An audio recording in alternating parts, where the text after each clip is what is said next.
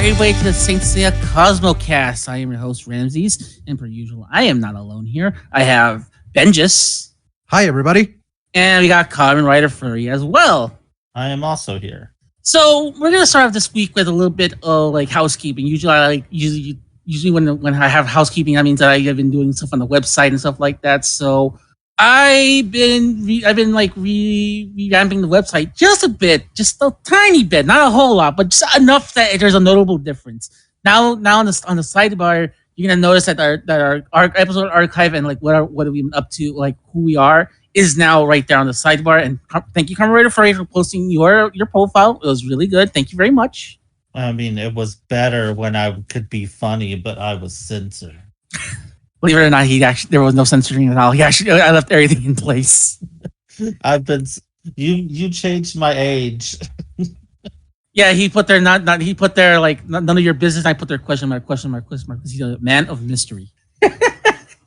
But you gotta notice also something else too on the sidebar. It's called email us. I finally secured us an email exclusively for like if you want to ask questions, if you have any comments or anything else you want to submit to the show, you can go to questions@stcosmocast.com. Again, that is questions@stcosmocast.com. You can use that. You can use that to like email us about anything you want about the show. If you want to contribute to the show, or if you have any questions to us or anything like that, that's the perfect way you want to contribute to the conversation as well.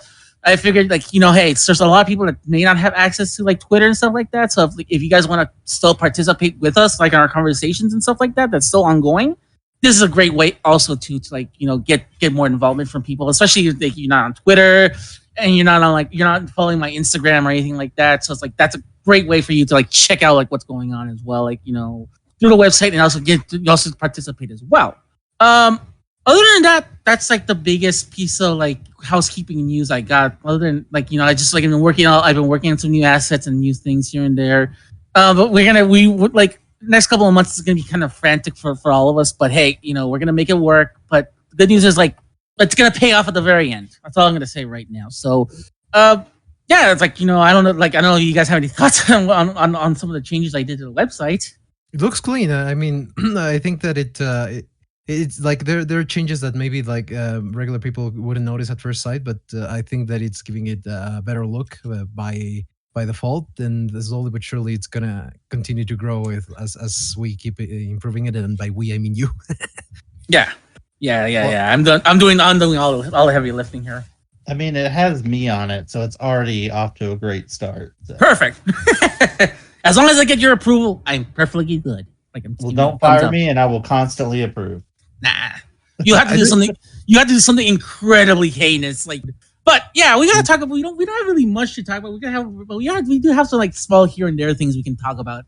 I believe one of the big things is that I think coming very soon we're gonna get the Time Odyssey spin-off manga by French artist. I forgot the name of the artist that's doing it, but that's the first volume. The first complete volume should be coming out fairly soon. I think they said on the 30th of September in France and in most of Europe. We only seen the first part. We've seen the first couple of chapters in Champion Red, but this is gonna be the first time that we're gonna get our first view of the complete first volume. So you're the one who brought it up first. Benjus, what do you think of this news? I think it's awesome. Actually, you could say that this comic, which is drawn by famous French artist Jérôme Alki, who for the people that are in the Saint Seiya circle know him for being the one that created those fan animations of Iki encountering Pandora as a child, way before that actually got animated by Toei Animation. He's the one that did that? Yeah, he's the one that did that. Oh my god! And he's the one that did the fan opening with the Sensei opening that never came to be. Dead or Dead? Yeah, Dead or Dead. He's the one that did that animation as well. Oh my god! I didn't know that. No, my mind is fucking blown now. Oh my god! I remember watching that stuff early internet when you could watch it on Real Player. Oh my god! I remember this now.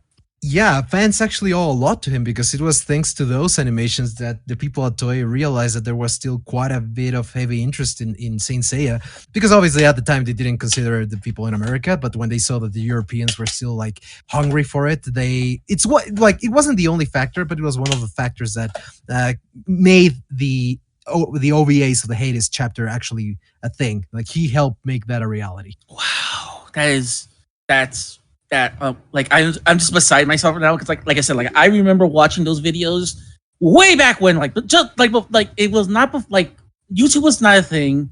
We were right after like I said, like maybe I exaggerated just a bit by saying real player. Like I think this is like Direct X, like when we were downloading stuff like Direct X, and that and we get some high quality stuff. And I remember getting a lot of stuff from like Kazaa and like yeah, it's like you're bringing back all these memories of things, and like I knew it was fan animation, but I was taken back by how beautiful those fan animations were. Because like it's like for someone to put that much effort in, only and like very few people will only watch it. Only like people like very few people like that outside of like France and stuff like that would watch it. Like someone like me who's like obviously already living in the United States, and like I was like already in high school at the time when I watched those. Like I remember, like I said, I remember downloading those from like off Kazaa. I didn't even know that like that it was actually him. So it's like I'm just taken aback now and now I'm even more interested because I saw a little bit of the plot synopsis of it and some of the spoiler pictures. I'm actually really interested in what they're going with here. Like I'm really interested. Like you said, like yeah, we would need to have like the actual book right in front of us. So if the publisher's listening to us, like send us the book. I will gladly read it. I'll use my phone to use Google Translate, and I'll read the crap out of it. We need that here. Yeah. So far, it has only come out in Japan. Funny thing,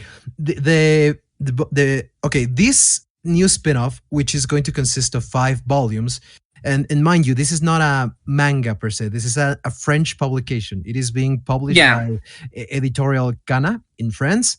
The script is made by both Jerome Elki as well as Arnaud Dolen.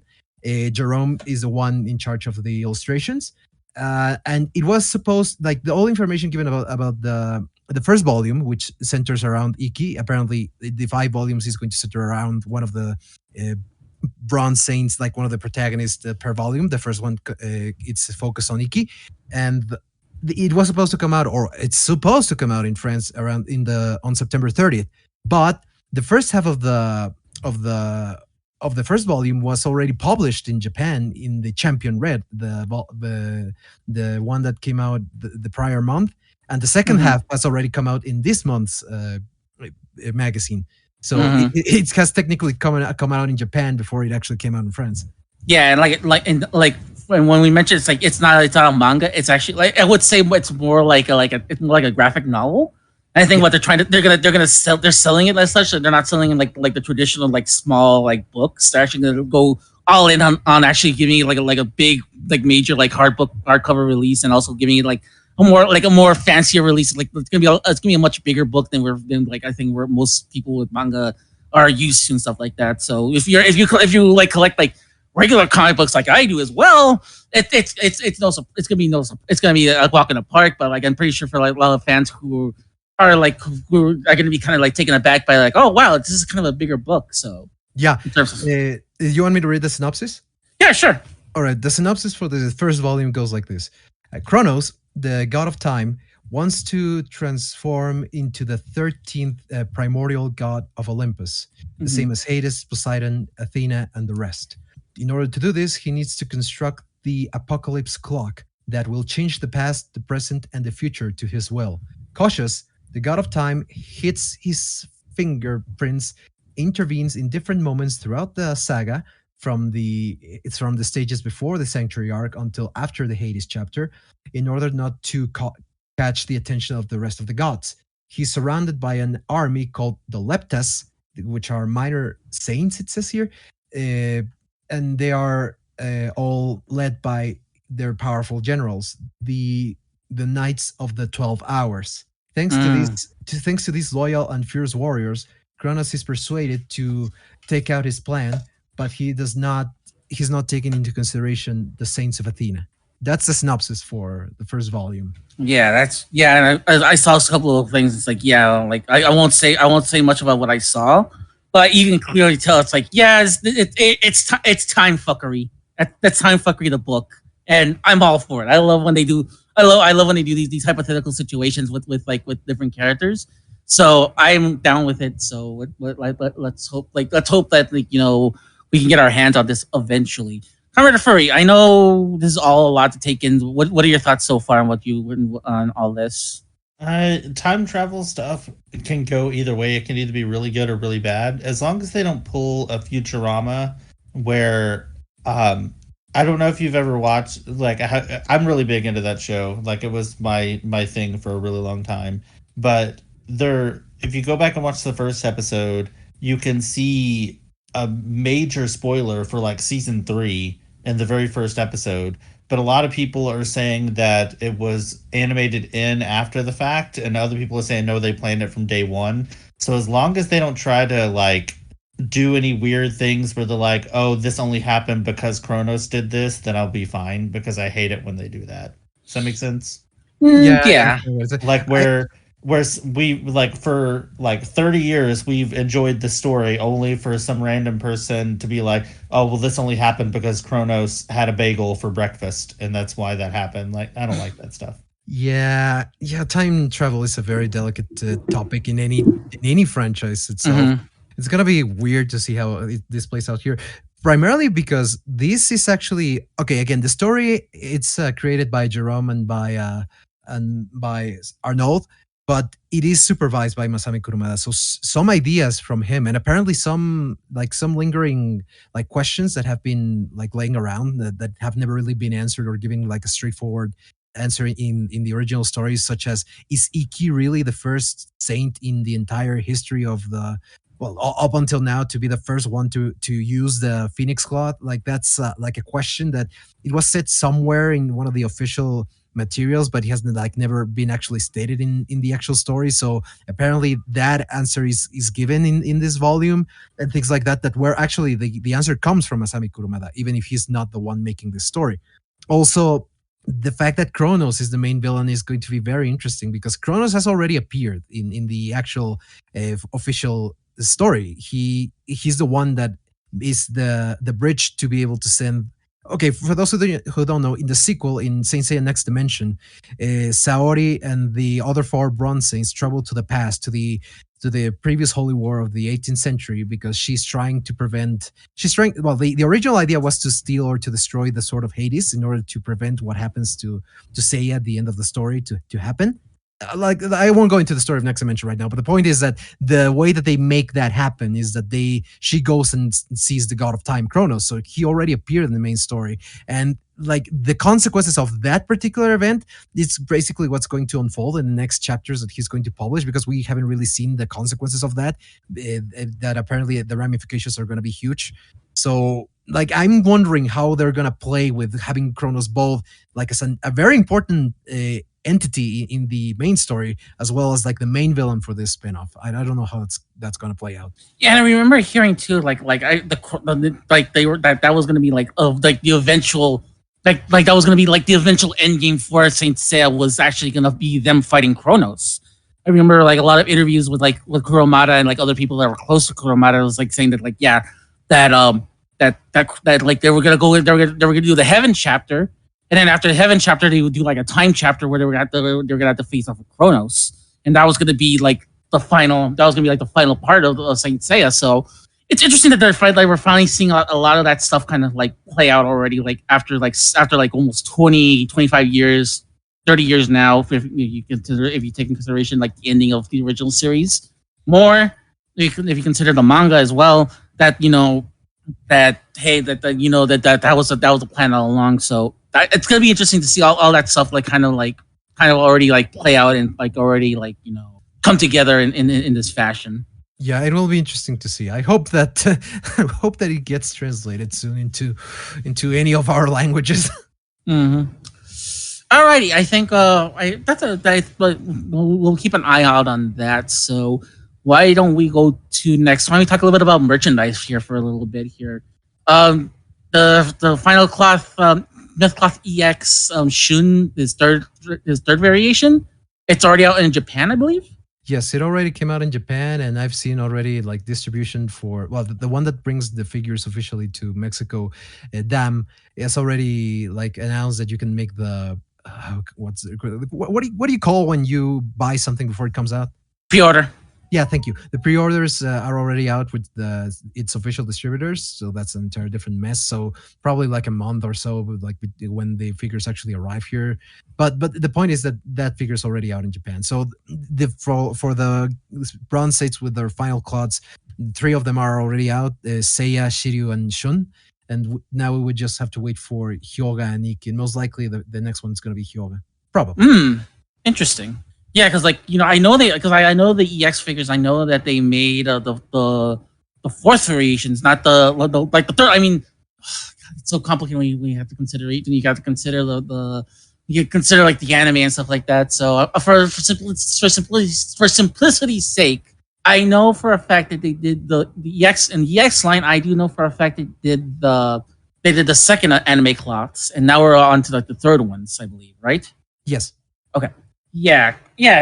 Like as much as I would love to get into myth clots, they're too so expensive. By the way, if you want to support the show, there's a support button. There's like a support links on the top. If you want to help the podcast out, you don't have to you don't have to like help with the you don't have to send any money. You can say if you don't have if you have some that you don't want anymore, just send them my way. I gladly take them. But regardless.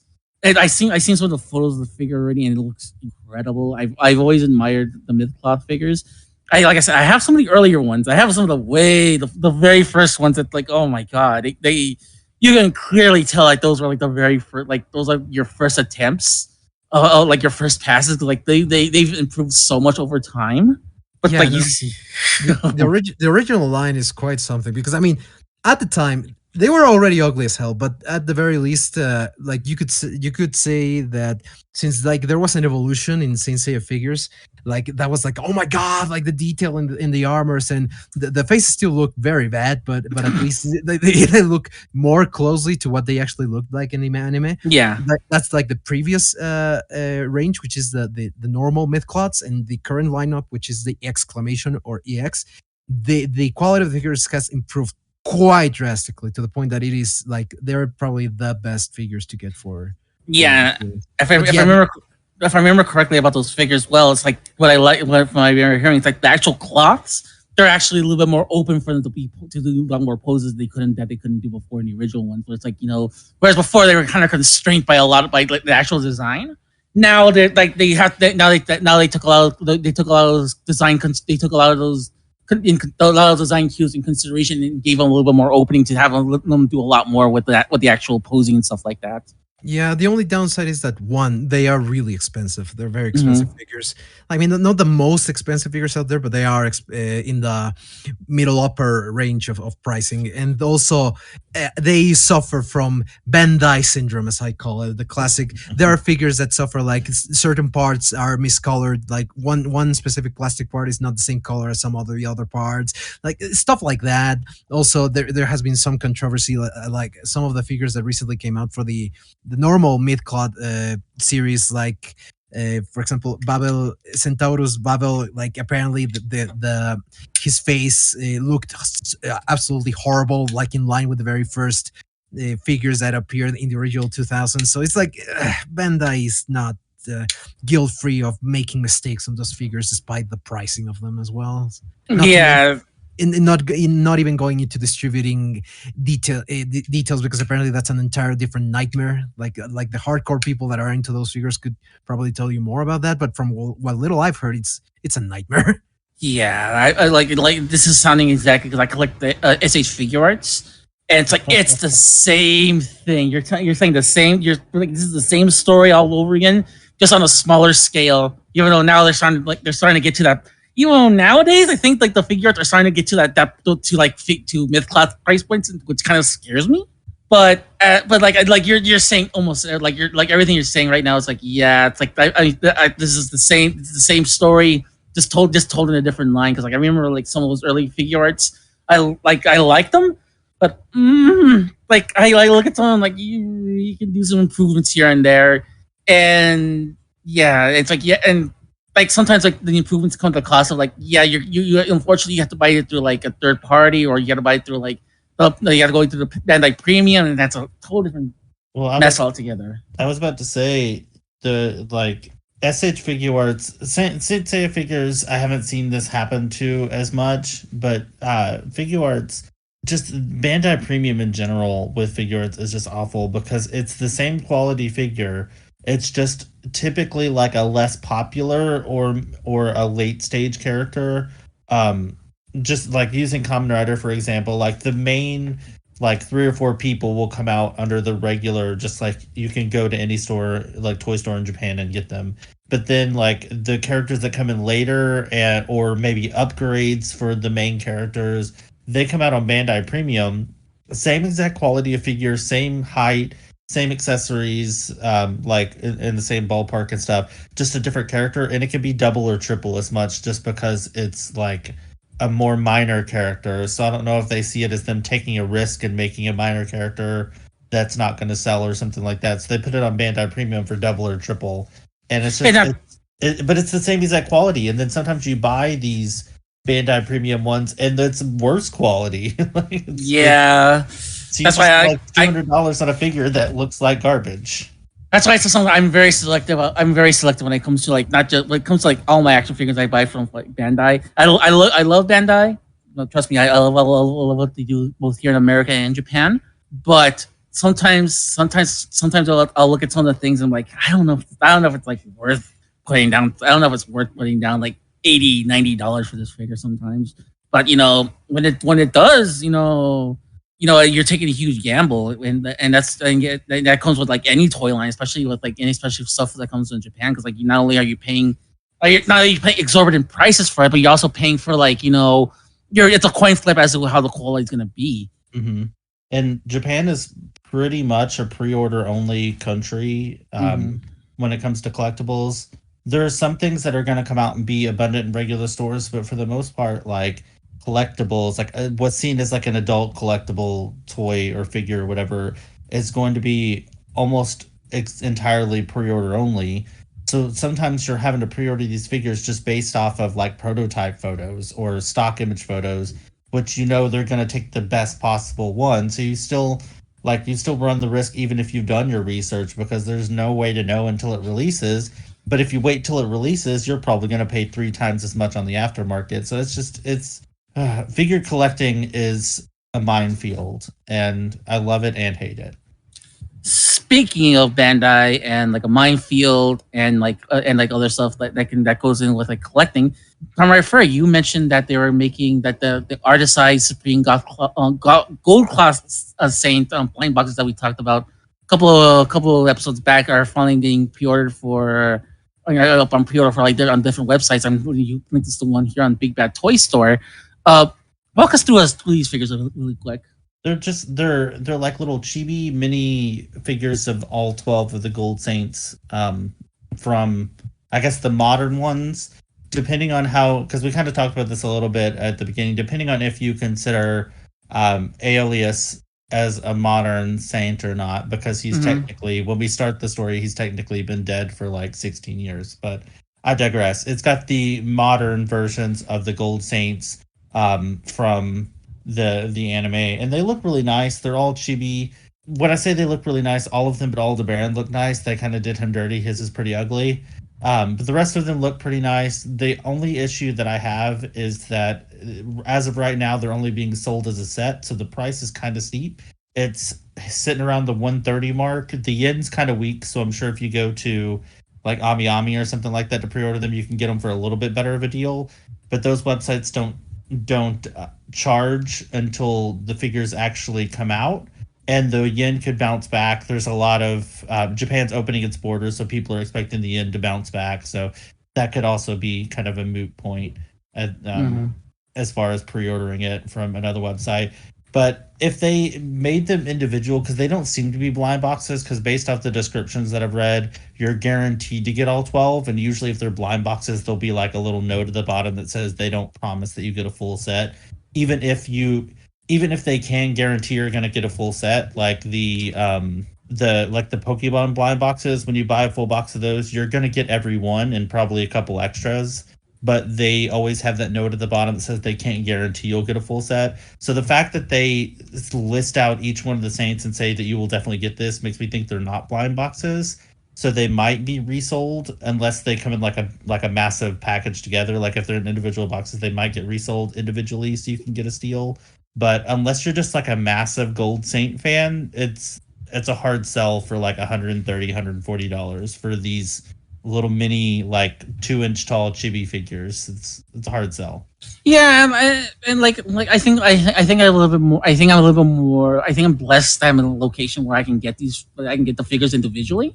Like I live like nearby like Japanese like Japanese like shopping market markets and stuff like that where I can pick these up like easily. So it's not that much of a problem for me.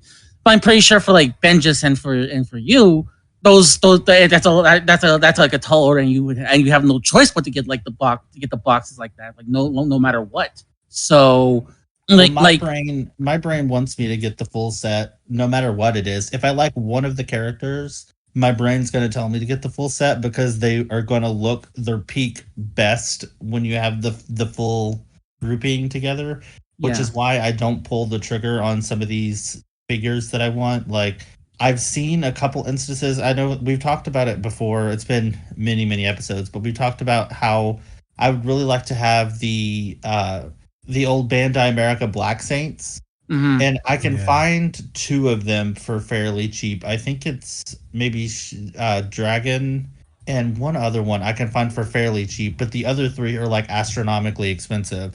But I don't want just two of them. I mean, if I had to choose one, it would obviously be Hyoga, but he would just look weird by himself. So I would yeah. need the full team Yeah. of five, and I don't want to spend like a few $1,000s on Bandai America figures of all things. It's the Power Rangers conundrum of like you can't just have one Power Ranger. You have to have all five or all six or all eight, Yeah. all 12. Yeah, and that's a very Japanese thing too. Like these, well, I guess Asian things is that because they do like groups uh like boy bands and girl bands are more popular over there than they are here because Yeah. it's like you're supposed to find the character you connect the most with, but my brain is more if I connect with one of them, I need all of them. So it's I don't know why I'm like that, but yeah, that's why my collection seemed like when you take a look at my collection of figures and stuff, it seems so weird because I have like some of the stuff I have complete and other things I don't have anything for, even though like I say it's one of my favorite anime of all time, so one of my favorite shows of all times. I don't have a lot of it. It's because I can't just buy just one of them. I would need the full series, the full team, Yeah. and Yeah. sometimes that comes at a little too much money. Like I went a little bit crazy with Super Sentai when Ryu Soldier was out. That Oh was 2 or no. 3 years ago. I really And not really only that, liked they have a they couple not of, only that it's a Sentai with a gimmick. well, I liked a couple of the mechs from that. Yeah. But some of the other ones I didn't really care for, but I didn't want to just get a couple of them because they're kind of it's almost Lego themed because they've got like little Lego brick like Yeah. inventions on them, so you can make your own amalgamation. So I didn't want to be left out, like not have all the possibilities if I want to. So now I spent a few $100s and bought all of them. I have every single mech from that except for the movie one, and like that's the last time I went kind of crazy with that, and I've been pretty good at drawing back. With Monster High coming back, we're gonna see if I can control myself and just get the ones that I actually want instead of having a horde like I normally do. But we'll see. You're preaching to the choir at this point because like you're like I like you should see like you should, like look I love Saint Seiya. I absolutely adore it. Like I'll like I make a podcast about it. I do a lot of things about it. As a matter of fact, we're going to talk about the next topic is going to be something involving my involvement with it.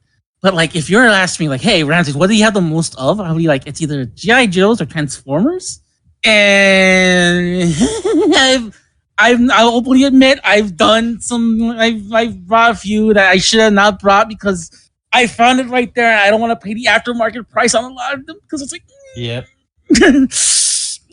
look, some of them is like I'm right there, but like I'm gonna go broke. But if I don't buy it, it's like if I don't buy it now, I'm gonna like it's gonna eat me up if I don't buy it. And it's like the worst part is like it's filling in a hole for of like this line of and this line of those little lines. Like oh my god, don't like you like I know you're bad right now with Monster High and all that stuff. Trust me, you're not as bad as me with Transformers. That's, Well, I'm I was redoing one of my shelves the other day. I've been redoing my office to have all my collectibles, and I've been if you follow me on Instagram or Twitter, I've been posting a lot of like individual shelves. I'll do like a big reveal one day when I get everything how I want it. But I was working on my FNAF shelf and Five Nights at Freddy's shelf, and I have all of the Security Breach figures, the little like 5-inch, 4-inch figures that Funko did.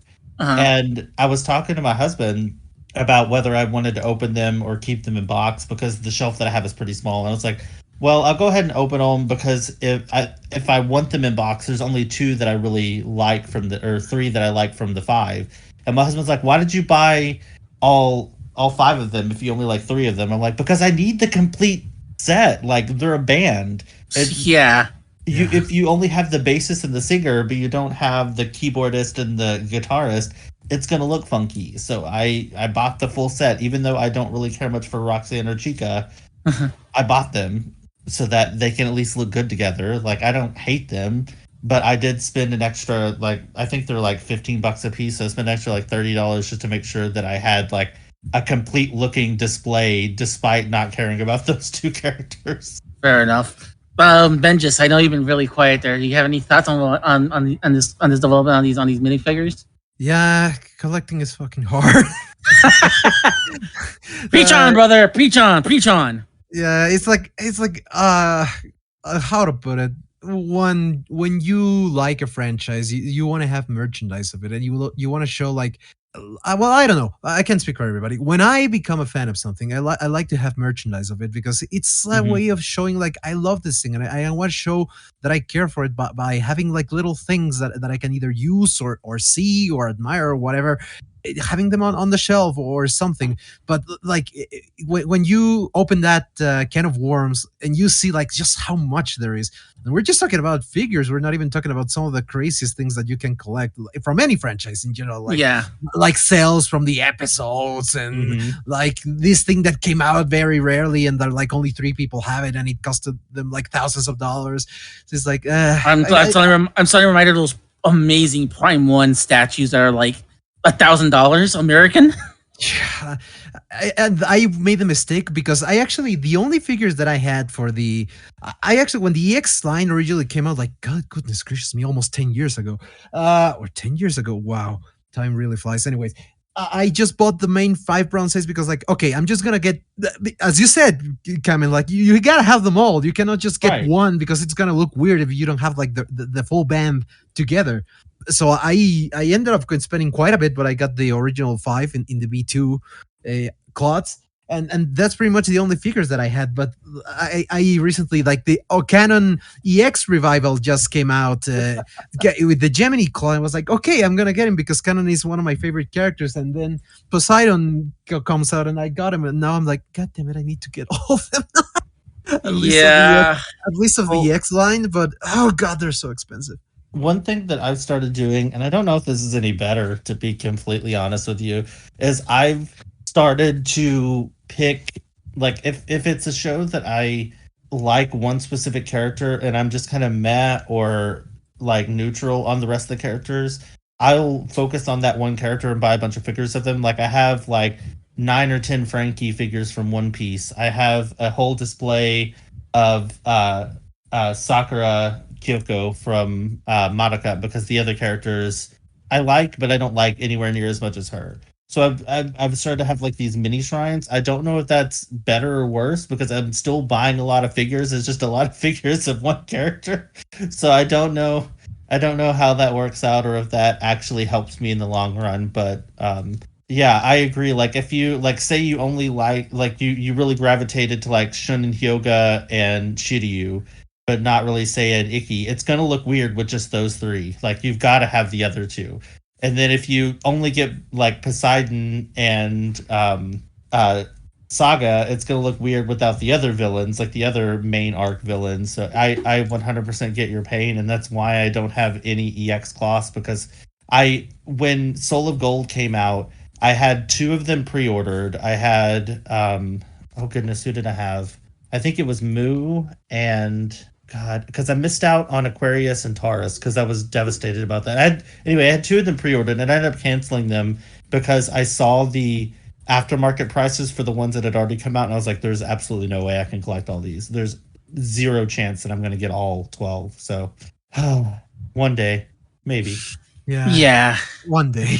Let's move on to another topic here. Let's move on to you mentioned this one, Ben, just that that they actually submitted some photos and some like video to Masami Kurumada himself, and he actually approved a lot of the actual concert that you were at. Yes, obviously we don't really have like a quote from him or anything, but the organizer for the event here in Mexico, well, one of the organizers, the main organizer that planned alongside some of the other people involved in the project and that have been working very hard to getting this thing done, and were able to fulfill that dream, that passion, that job, etc. Apparently, he sent pictures and videos of the event itself to Masami Kurumada, and he got a reply from the man himself that he was very well. This is a quote from the tweet that the organizer said, that he was very happy with the result, and that he was, and then the organizer says that he was very happy to show Masami Kurumada just how much on this side of the world and how much here in Mexico and in Latin America the passion for Sensei is still burning so hot. So we don't really have a quote from himself, but we already have confirmation that he knows and that he's happy with it. So like that's a neat thing to have, to be honest. Yeah, and hey, it's always great to get approval, especially from Kurumada, who's like, I make the joke that sometimes he just kind of rubber stamps a lot of it, but it's also too. I think he really does care for like all the projects that come his way. Regardless of the quality, he does want to look it over, and he does want to make sure that everything's at least to his highest quality. Because and again, like we discussed this like I think we discussed this before. It's like he's not just doing this for like Saint Seiya. He's doing this for like so many other things, and he has to make sure that all that stuff is if not better than what he's doing. So that way he signs off on something that he's not signing off on like a subpar product. Exactly. Kamen Rider Furry, your thoughts? It's good. All right. I don't know. I saw a few clips from the concert, but they were very obviously not official in any capacity, so I did feel very guilty watching them. So I'm hoping that they did some kind of official recording that they can release at least clips of to show us. Would be I nice. don't think that's gonna happen, because actually I thought that they might be like trying to like they were gonna record something to release as official merchandise later, but apparently even the organizers themselves have shared like some of those fan phone videos that have been seen online. So most likely, if they have done that, then more than likely there is no official footage, like an official recording of anything. So don't feel bad for watching it that way. That's probably the only way that you're gonna be able to enjoy that show now. But it looked good. So I wish that I could have gone, but traveling is a little difficult right now. Yeah. Well, right now, yeah, but we have a sequel coming probably next year, so hopefully it'd be amazing if you guys could come to that one. Well, let's see. Like my passport back and up and running. Yeah, that's another thing. So we gotta go through. We gotta go through all that stuff as well, especially in Kamen Rider Furry's case. Not so much for me, but Kamen Rider Furry might be a lot bigger of a circus trying to like get everything, get everything like all together beforehand. But we'll make it work. If you go to Mexico without a passport, Pepperidge Farm remembers. Anyways, guys, I hate to do this, and I hate to steer the show and talk about what I've been doing. Because I think it's a show that I want all you guys to like participate and have like a lot of saying. But sometimes you have to talk about yourself about it, especially when it concerns what I'm about to talk about right here. Zaichi, he actually posted on his Twitter that officially the English translation that I worked on is officially implemented into the game. and it will be part of like the rollout when the game comes out in October. It was so. If you guys have any questions, you guys are more than welcome to say something right now. Like what was for you? What would mine would be? What was the most difficult part or the most complex part for you to translate on to that game? Because like the thing was, it's like the translation was not the hard part. It was trying to figure out the context of what's going on. And I think like near the end, I won't spoil what happens near the end. But I had to like use conjecture to like figure out like what was going on through the Spanish translation. And I had to pretty much improvise. Like I had to improvise the end. I had to improvise the end and make sure like everything was like everything matched up like more correctly with like the with how an English reader would be more inclined to like to read. Yeah. And that was my goal when I wrote the script. I didn't write the script as like I didn't write the script at like 1-to-1 or put my own personal flair. I wrote it in such a way that anybody can pick anybody that picks this game up. Either you're in the Saint Seiya fandom or you're not. That they can pick this up and get a clear idea of what's going on, and they have an understanding of what's going on. Because I usually sometimes with these games, it's one thing putting up just a translation and that's it. It's another actually putting in the effort to making sure that the reader and the player gets that feedback and understands what's going on and gets some more entranced into the actual story. That's I think that was the main goal, and I think like trying to fight. I like the translation was actually kind of quick, but I think I did everything in like 2 or 3 days. But I spent like 5 other days trying to polish up all the dialogue. I spent like so much time trying to polish it up and trying to make sure that everything was sounded right. And like I can say this. I have, and you guys too, like as H actually said with his permission that you guys can can check out the game. That we have a working prototype of the game. And I'm proud of like how it came out. I'm like there's still some things because like it's still like prototypes. So like I can forgive a lot of like the things that are like missing and stuff like that, or like misimplemented things. I can forgive a lot of stuff because I know a lot about game production and stuff like that. I work with someone else that does a lot of game production. He tells me a lot of the pitfalls and stuff like that. So I understand like through like in a technical aspect like it's nothing really there's still a lot of work to be done. But at the same time, too, it's just so surreal seeing something that you put in so much effort in being put into something tangible. Yeah. Conrad Furry? I don't know a lot about game development. I remember when I was little and video games were starting to become a big thing, like the PlayStation 1 era, when video games were like exploding into like mainstream popularity. I was like, oh, when I grow up, I want to be a video game tester. And then somebody told me that you have to, play them quickly and usually beat them. And I was like, oh no, that's not for me. So yeah, I don't know much about video game development. But not just that too. It's like when it comes to like testing, it's like what you're doing a lot of times. It's like, okay, we found a bug on this level. Can you repeat the bug? Yes or no? Okay, fine. You repeat the bug. Okay, that has to be fixed. Can you repeat the bug again? Yes or no? Okay. And it's just a lot of repetition and stuff like that. You have to do a lot of the same things over and over, report the same things over and over again. And sometimes you're like, depending on the publisher, it's like they're either gonna take that to heart, or they're just like, fuck it, you got something to put out. I mean, like, I probably could have done that, and I probably would have enjoyed it too if I had pursued that career. But I don't remember who it was. I think it was like my mom or something, was just very adamant about me having, quote, a real job or whatever. And so it was like super discouraging of it. So I don't know. She probably just made stuff up, to be honest with you, because I don't think she knew anything about video games either. But in terms of like translation things and stuff like that, like, in terms of this game, what are your general thoughts? I haven't got in there to explore it a whole lot yet, I guess is the word I was looking for. But I'm excited about it. I've seen the stuff that you've been sharing, and it looks really cool. I'm not as big of a video gamer as I used to be, so forgive me if I don't complete it. That's fine. Because I'm not as big of a gamer, but I really am excited to play it. I've never played a Saint Seiya video game before outside of mobile games. Oh no, wait, I lied because I have the PlayStation 1. Sorry. Yeah. I completely forgot about that game. Ha! So I have played a Saint Seiya video game, but anyway, anything Saint Seiya is super exciting to be able to have, especially in English. Yeah, all right. especially in English, because as annoying as it can be, in okay, Spanish is a language that's like restricted to like one. Okay, it's one of the most spoken languages in the world, but it is restricted to like very specific areas.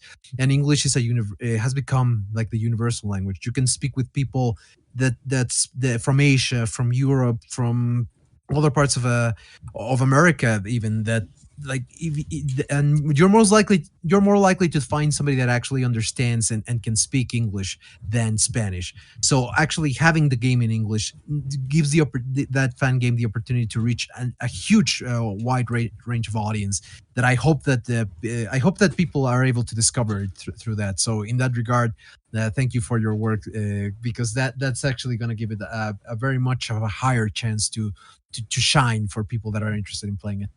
One last note. One last note. This is from Seichi, and this is something that we were discussing.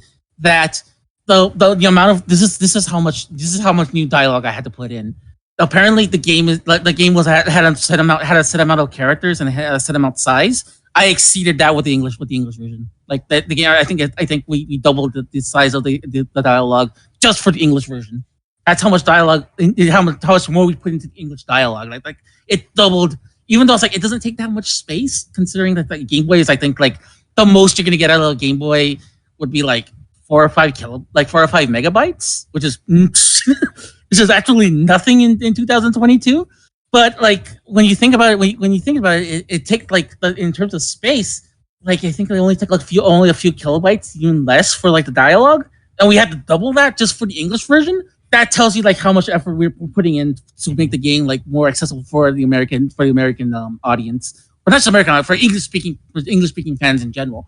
Like I said, my hope with the game is not just English speaking fans, which I know there isn't really that many, but I do hope that they get a hold of this game. But more importantly, what I want more is like people that just like into retro games. Games that get people. I know a lot of people that play like not just games on like the Nintendo and the Super Nintendo, the Genesis, and stuff like that. I know people who play stuff on like the Amiga and the Atari, not the Atari 600, the C64, the CX, the ZX Spectrum, and all that stuff. Like those really obscure stuff that to like us, to like people like us. It sounds like I'm just saying like a different. I'm talking a different language altogether. But like when it comes to like their microcomputer stuff and other type of stuff, it's like I want those fans to check out. It really does have like an Amiga slash like early like mid 1995 like branded game that like you played. That's actually kind of good. Like I said, like I've been playing a lot of it before we were recording, just to try it out. And like I said, my hope is more than anything. Like I appreciate the fans that are going to check out this. That I will appreciate the fans that check out this English version. But more than anything, I want the retro gaming fans to check this game out. Like it's like that's my goal. Like if I can reach them, like something that had no idea what the series is about, and they go in cold and they understand completely how the series structure goes afterwards, then I know I did my job. Hopefully, hopefully people will be able to enjoy it now. Well, enjoy the version in English. That's what I mean. Okay. Oh yeah, we have one last thing we need to talk about here, and Comrade Furry just politely sent me a message about this. And it's like it was something it's something that goes hand in hand. We were talking about the last episode. Ray Mana, aka Raven Simone, who did this incredible like multi-part series about Saban Moon, aka the Tomb Maker Sailor Moon. She posted a trailer for her upcoming project, and her upcoming project is going to be something related to Saint Seiya. We don't know what it is exactly, but there is a lot of mystery as to like with Saint Seiya in terms of like about what's going on with Saint Seiya. Either she's working on trying to find Starstorm, or she's finding the missing episodes in English. We don't know just yet what's going on, but like it's going to be really interesting what she's doing, because like I would like her work is incredible, and I hope she's listening, because like I've been pestering her ever since this trailer drop, because I really would, because like I love her work like before, even though Sailor Moon stuff, I loved all her work before that, and I would love to have her on the show. But other than that, it's like just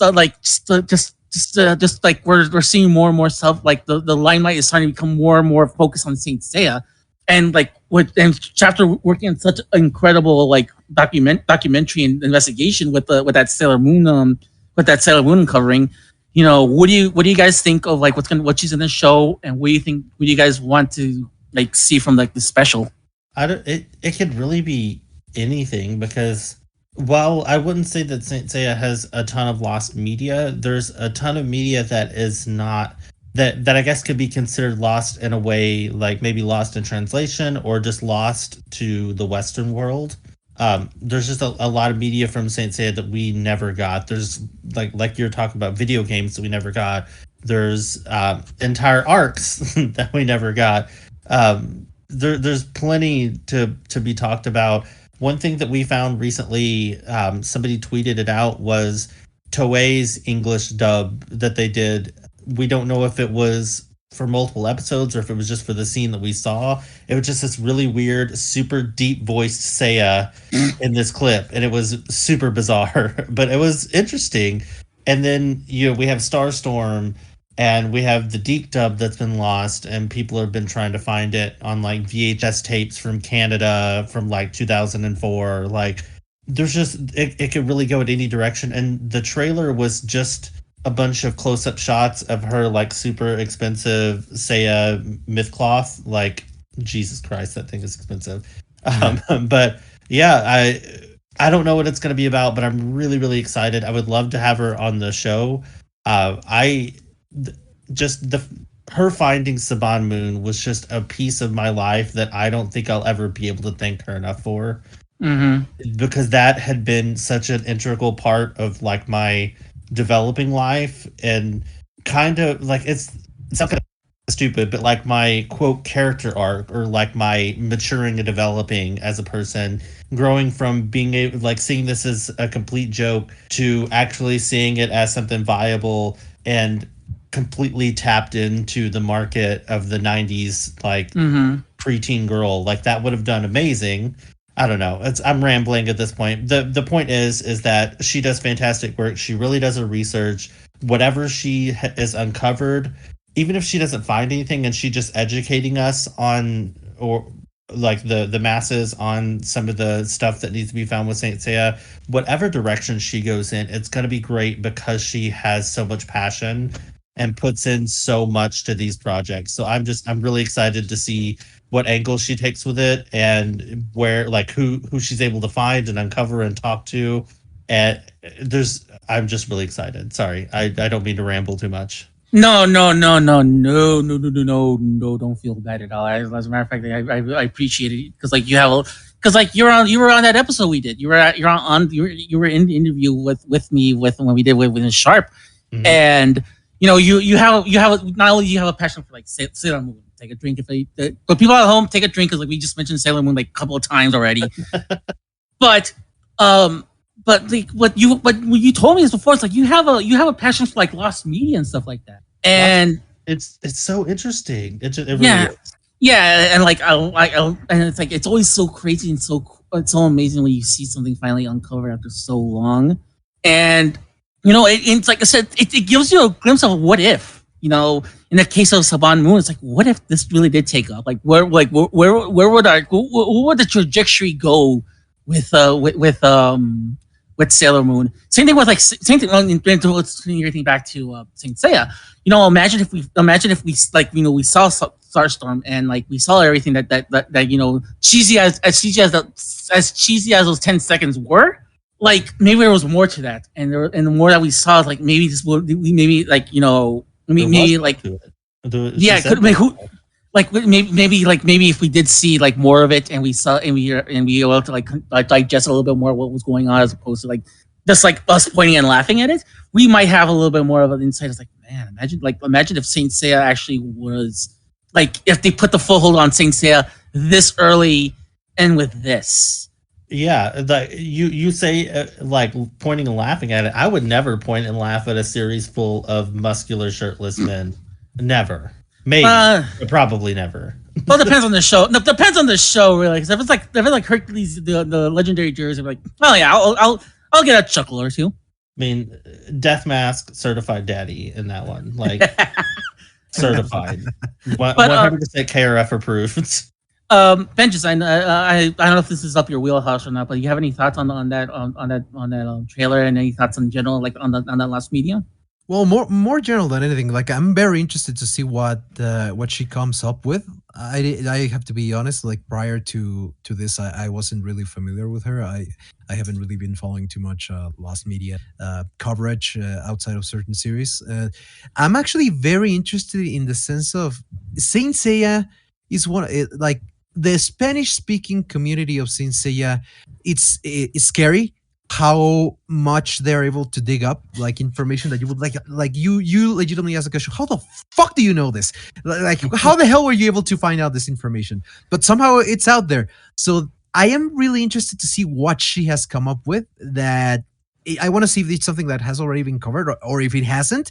Like, that would be the most interesting for me. Like, what could she have found that may not even the people that knew where the freaking movie was being filmed before they actually officially announced it. Like, Well, how like that's how scary they are. So I'm very interested to see what she comes up with. I'm very excited to see I what would. the result is. Have you watched any of her documentaries before? Because she also has like the one on Mean Girls, which is what reminded me in the first place, because we were talking about Game Boy games, and she found the Mean Girls Game Boy Yes. game. But I don't know if you watched her stuff, but her way of storytelling is to explain things literally from like minute one of existence, just so that she's not leaving out any details. And like in the Sailor Moon, in the Sailor Moon one, the entire first part was stuff that I already knew. But she's very enthralling and engaging, and I still watched it and very much enjoyed it. But she covered things that was much more widely known, like the Team Angel stuff and the pilot being at an anime, or the music video for the pilot being at an anime convention back in the 90s, like stuff that we already kind of knew. And then the second part is when she really like dug her claws in and got in the mix of everything. So when you say you're worried that she might cover some information that's already known, she probably will, just for the context of the bigger situation. But I don't think she'd be making as big of a deal out of it if this was gonna culminate in just commonly known knowledge. Like, I don't think that that's the kind of person that she is. Like, Mm-mm.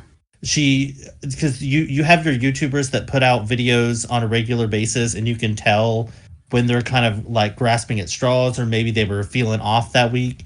She puts out videos when they're done. So she's this if she didn't uncover something, I don't think she would have made a video. Like, I don't know her personally, so I can't promise that, but I she's not making content for the sake of content. She's making content because she's passionate about it. So I think that she has found something. I don't know. None of us know what, Mm. but yeah, like, definitely, if anybody listening to this hasn't checked her out, like maybe you're not a fan of Sailor Moon, she previously has been covered things from like a female perspective. So that's another thing that'll be really interested to see with where she goes with Saint Seiya, because it's so male dominated in the fan base.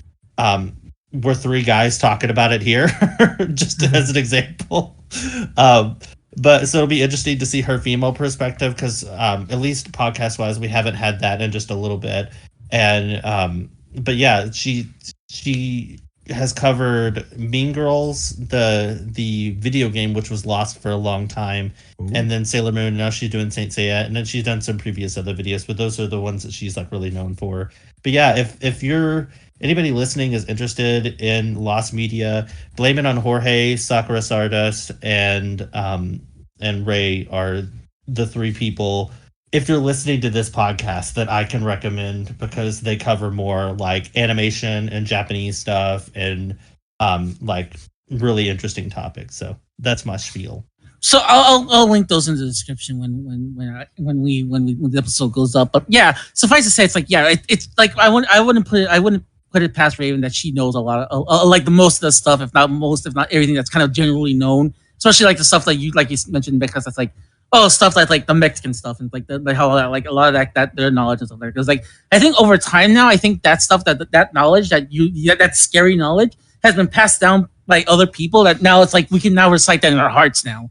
And it's just like, hey, it'd be interesting to see what, like, if she can find something outside of like the normal sphere of things that we don't know just yet. Because like we know we know a lot about, we only have right now, as we're speaking, we only have two perspectives. We have a guy from Mexico, and we have a guy from the United States and a person that's lived in both the United States and Mexico.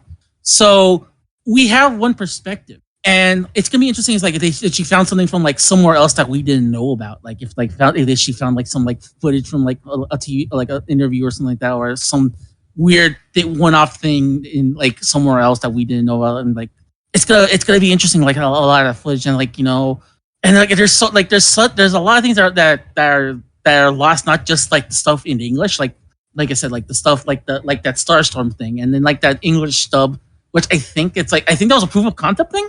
That weird proof of concept dub that's been playing on the internet. It's been out for a while, and it's been on those are actually on the Laserdisc versions of Saint Seiya. So it was like an extra that they put in, because like at the time you gotta remember with like VHS and home media in Japan, when you bought a VHS stuff like that, it was like $90 a cassette. So they had to make sure that you have to make sure. You say that like their Blu-rays aren't still $300, but okay, yeah. Go off.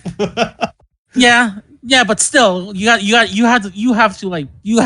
make sure that those $90 to $100 for one single VHS goes a long way. So they added in like stuff like that. So I'm pretty sure what that was. And I'll post a link to that video, because like this was a person uncovered a lot of other episodes that they did. And it's pretty much what it is. They're compiling a lot of episodes and dubbing, and it's a really rudimentary dub. And like I said, I think when we saw it, I'm pretty sure what they did is they got a couple of like expats that might be working at Toy, and it's like, hey, Dave, you want to read a few lines here? But yeah, sure. The weird thing is that like I've seen Japanese people hire Americans for acting gigs many times because they want a natural English speaker. These people that did the voices for that were decent. They didn't sound super amateur. Like they weren't professionals. But like if you compare that to like the live action sequences from Resident Evil, there's a big difference, You got like there's a really famous actor in that scene called Michael Beard. It's like I'm expecting him to be in that. Yeah. Have you seen the search for Jill? Like people really wanted to find her. Yeah, and actually, there's a new video. There's a really cool video, and I'll link it. I'll put the link to the description. It has nothing to do with Saint Seiya, nothing to do with like anything we're talking about. It's like the original actors, those who came on the live action portions. They're playing RE1. Yeah, but they were just like regular citizens, but they could speak fluent English, and that's the only reason that they wanted them. So when you were saying that it's like rudimentary and they found somebody at Toei, it's like, yeah, but these people could act too, like on some level. At least the clip that I saw, like the voice did not fit. Like Seiya should not sound like a 40-year-old man that sings baritone, but it was well acted at least. Like comparatively. So it could have been a lot worse, but it's also like, hey, it's the best they can do. And like I said, I think this was just like proof of concept stuff. And stuff that in the Southeast Asian English dubs from like Singapore and stuff. Don't get me. As a Transformers fan, I have history with those dubs. I think every anime fan has stumbled across them from time. Like Anime Max or whatever channel that was that did just the worst dubs of all time. No, it's just like I'm having war flashbacks now, of finding Transformers episodes from like the Japanese stuff, like Headmasters, Godmaster Force, and Victory, dubbed in English, and they're just I dying from the cringe. I just die. Like at one point, like one of my favorite lines in that dub is like they kill out they kill out Blaster and he rebuild him something else. And like the guy who plays Blaster, they call him Billy for some reason. And it's like, and he just like when he's about to die, he's like, I'm sorry. Instead of like this dramatical thing, it's like, I'm sorry. I'm like, oh my god. I'm sorry. Anyways, before I'm convulsing on the ground crying from like how horrible it is, why don't we go on to our episode? Why don't we go on to talking about the episodes that we saw of Saint Seiya, Knights of the Zodiac, Battle for the Sanctuary, episodes 5 through 8. Yeah, because we were talking before the show, we're like, there's not that much news, and we've been talking for an hour and a half now. It's like, okay, maybe there was some news. Yeah. By the way, speaking of breaking news that literally has just been released. Oh my god, here goes. Apparently, it has been confirmed that the composer for both Knights of the Zodiac as well as Legend of Sanctuary is going to be the one in charge of the soundtrack for the live action film. Oh, that's cool. I have some mixed feelings on that. I know, I know, but it's good that they're like, okay, I'll give you this much. Some of the music cues, like, they'll go one ear out the other. However, getting someone at least tied to Saint Seiya behind the scenes, especially like not just like a fan or something like that, that's at least a good start for me. Yeah. The name of the composer, by the way, is Yoshihiro Ike. Okay. So like Music isn't impressive, but at least it'll make the franchise feel a little bit more tied together on our side of the world. Yeah, and that was gonna say. It's like, the point I was trying to get at is like, yeah, as long I'm happy. Like, I'm happy that they got someone that they're bringing in someone over from the actual production of Saint Seiya to actually do something, to do more something like that. As much as much as they can bring. I mean, they can only bring so many people because like it's a live action production. But if you can bring in if you can bring in like certain elements, like people behind the scenes, I think it adds a little bit more to like the legitimacy of this movie. Yeah, well, we'll have to see how it turns out. I think this will be a good segue to actually start talking about the episodes for Knights of the Zodiac, because I mean no disrespect to Mr. Ike, but I legitimately think that the music has been, since the first season, one of the weakest points of this CGI show. And while it has also improved in the second season, because I do think that it has improved, it's still. Like, I don't want to be that guy, because it's never fair to compare like the original composer or the original something to their successors. Like, everybody has their own style, and like to try to compare Mr. Ike with the music from Yokohama would be Seiji Yama. yeah, it would be extremely unfair. Yeah, but okay, leaving aside Mr. Yokoyama, it's still the soundtrack is very, very weak. Like many of the scenes where I think it could make them much more impactful, the thing that you're watching, the music doesn't really help, or hasn't been able to capture that essence of Saint Seiya, like we were discussing in one of the previous episodes. I don't remember which one. Like, I don't know. At least now giving segue to these actual episodes, because now we begin with the fight with Death Mask, and I do think that the music in his fight, both in this episode and the next, did sound more like you have it a bit more present than in previous episodes, where it was kind of like it wasn't even an afterthought. Like most of the time, I didn't even realize that the music was on, but this time you can actually like hear it, and you can actually pay attention to it. Yeah, I think the problem with the music is that it's not that it doesn't live up to the anime, because like I'm completely fine with them like changing the vibe if they wanted to. It's the music just isn't memorable. Like it's not. Yeah. Yes. It doesn't have an identity. It's not immediately recognized. Like I know we've already mentioned this show like 25 times, so there's probably some drinking game people out there that are wasted. But Sailor Moon, the deep dub, for better or for worse, like the music, while it is in a completely different universe from the original music from the anime, is still so iconic and memorable, and you can instantly recognize it when you hear it, to the point to where I even recognized it in the background of Saban Moon, because they recycled some of the music into the deep dub from that. Mm-hmm. Oh, that's cool. So like, but it's iconic, and it has like a feel, and it has an overarching theme, and the pieces, while they're different, all sound within the same universe. This just kind of feels generic music in a way. Yeah. Like it doesn't feel like it was considered as something important. It feels like it kind of just was relegated to YouTuber stop music. Yeah, that was maybe my main point, where it's just like the problem with the music for me is just like it's not that it can't live up to Seiji Yokoyama's amazing soundtrack, and we discussed this in great length in our extra episode with Pollux, like where we go on and on about the music and how beautiful it is. But when you try to but I think with like how we have a saying here in the United States, like it's like comparing apples and oranges, but the orange right now is not really that good.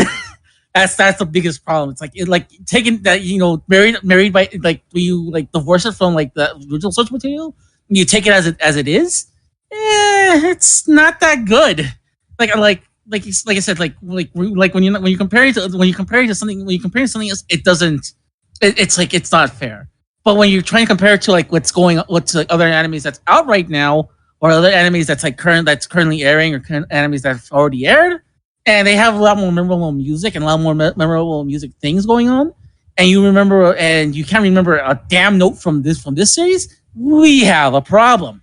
Yeah, I don't remember any of the music, and I just watched these episodes again earlier today. Same thing, same here. I don't remember any of the music, to be honest with you. But yeah, we're at the very least we're up to Death Mask, which is one of the highlights of the entire franchise, in my opinion. Was pretty excited to see him. Why is he British?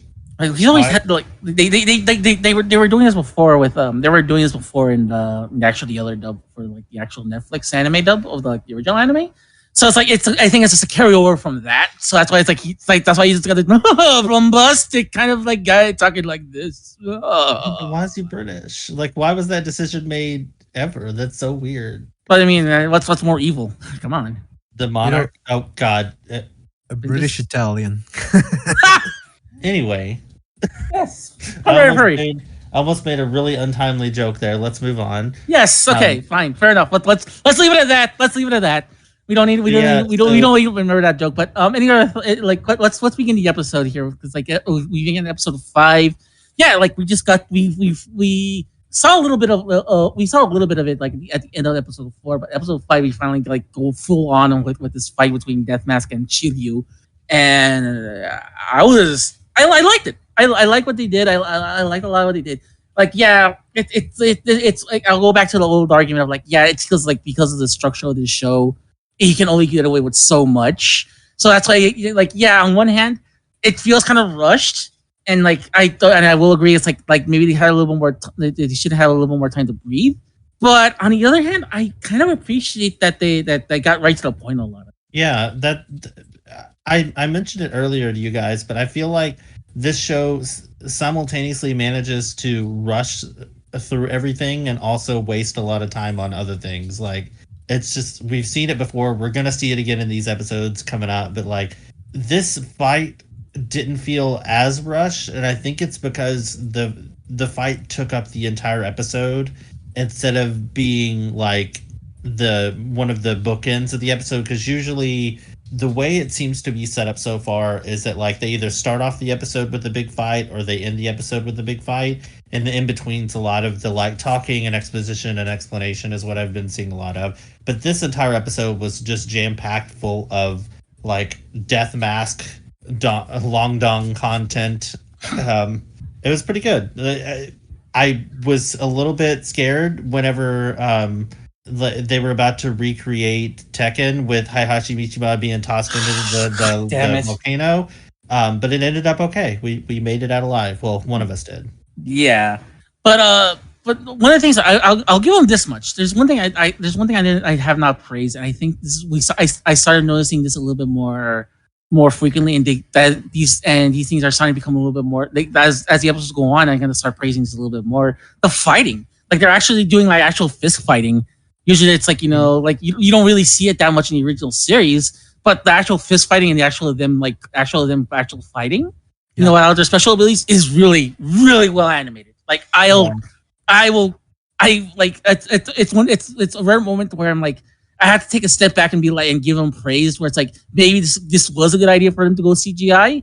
Because I think when you see how they move and how fluid they are when they're in combat, it looks incredible. But then we'll get to something a lot later where it looks things just look kind of silly. I was gonna say this fight looks incredible. I wouldn't say all the fights in these 4 episodes look incredible because budget in some areas, but we haven't gotten to Ultra Instinct Seiya yet, but we'll get there. Because I was just saying that definitely like you can see where they do put the budget and where they don't even in this season, but at least the ones that have been improved and the fight, okay, specifically talking about Shiryu versus Death Mask in this episode before we pass on to the next one, which is the conclusion to the fight.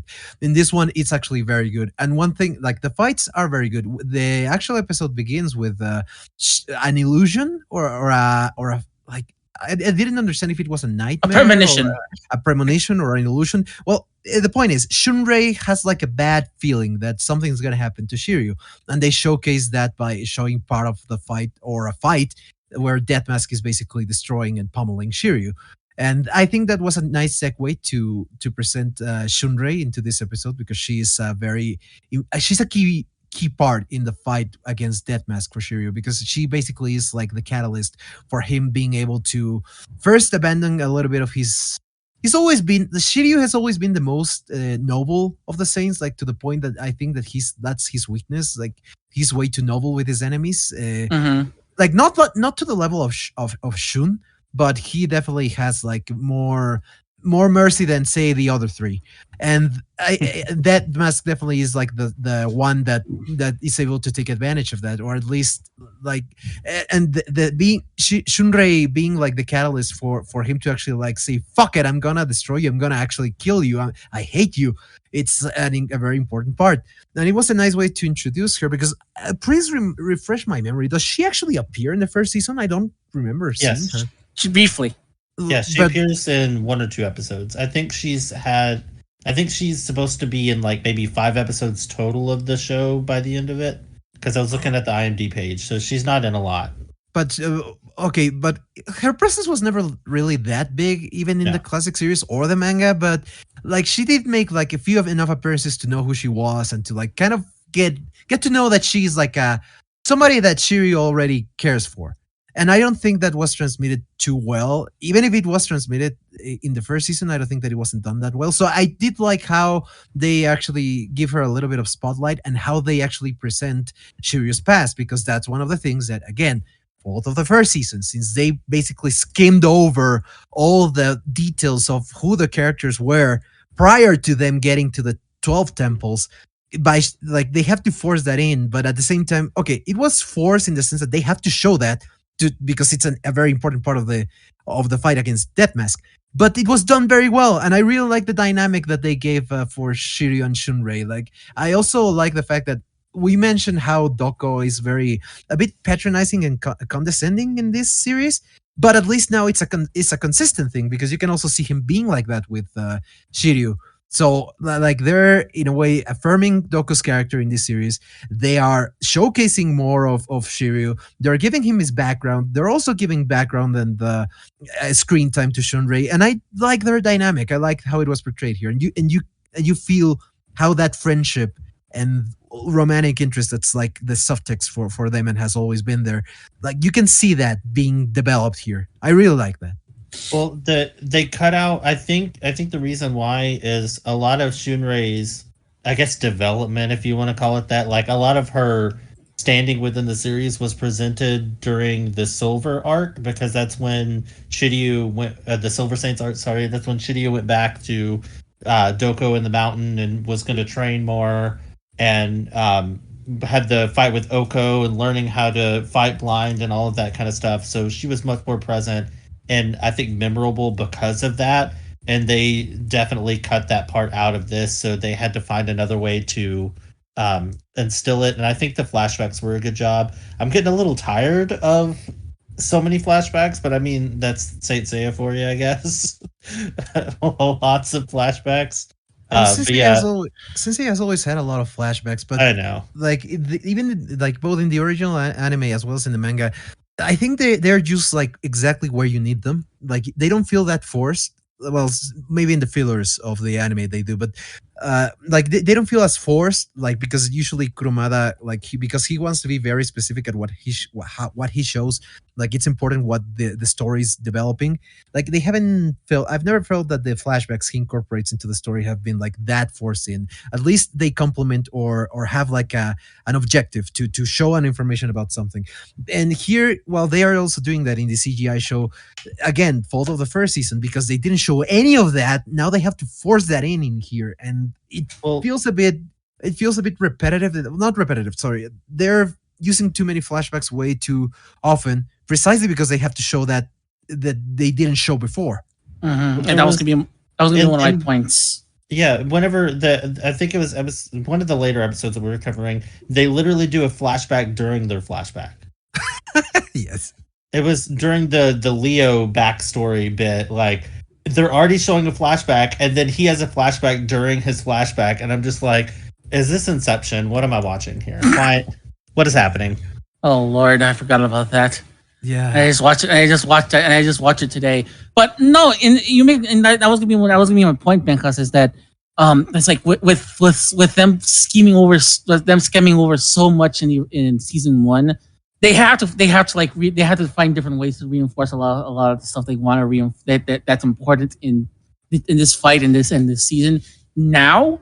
And then it's all right now we're starting to suffer those consequences of them not really properly doing the storytelling because of that. So if there's one real major knock on this episode and pretty much anything in general in these block of episodes is that like yeah it goes back more and this is more less of and this is more, it's less of a it's less of what was going it's less of like what's happening on the screen and more like how the series was actually structured as that's why these changes were necessary and why different things were in different positions now.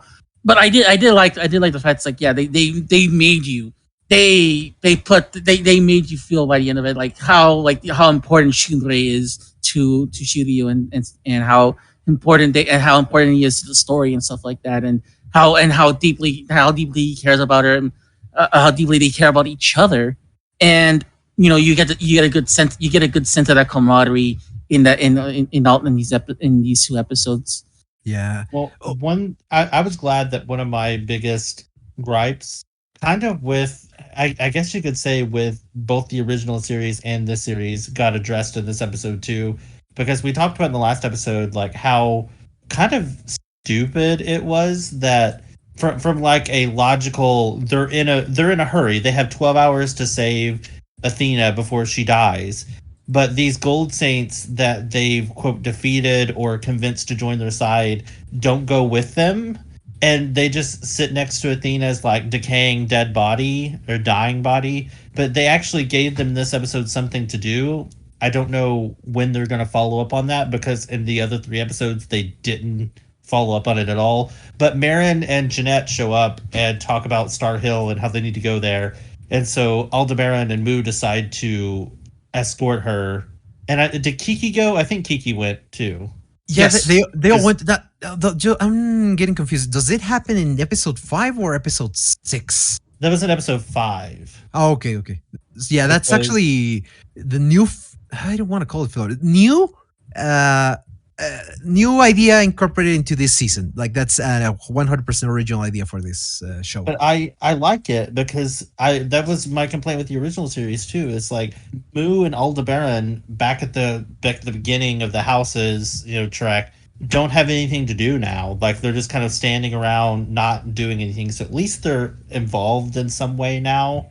And it also led to us getting the really funny yet somewhat unnecessary kind of time wasty part with the Three Stooges coming to attack Athena's body later on. Ah, yeah, that happens in the next episode. But by the way, speaking of the new part, the one thing that I'm not like that, I like the fact that they are giving them a dynamic and a certain friendship with June and Kiki. But I don't like it is in character for Kiki because he's always been that type of annoying bratty child, so it's consistent for him. I don't know, but I don't. Personally, I didn't like too much that June is like falling into his game because it shows her as being very immature. I don't know. I mean, she wasn't a very developed character in any media prior to this, so I can't really say, oh, it's out of character for her. It's something completely new, but I don't know. I didn't like that too much. I personally went. Oh, sorry. I just before I forget this, I just wanted to say this while we're talking about June. I another one of my complaints that in my mind is being taken care of, probably not in the real world. I just have the gay, so I think about things in gay terms a lot. But I was getting kind of lesbian slash bisexual vibes from Jeanette, just based off like how intensely close she's gotten so quickly to Marin and her dedication to saving Sean no matter what, which really makes me feel a lot better because my main complaint with Sean being turned into the girl was kind of the queer erasure, and at least the air, if although it's not completely overt, I feel like the queerness is still surrounding that character a bit because June also was very much in love with Shun in the original, or at least enamored by him in the original. So there was always that dynamic of Shun possibly being bisexual or asexual or whatever the case may be, somewhere on the queer spectrum, because there was also a woman that showed interest. So it's interesting to see that spectrum and that kind of vibe re-sparked here, even though it wasn't overtly, but just like Jeanette as a character just seems very determined to save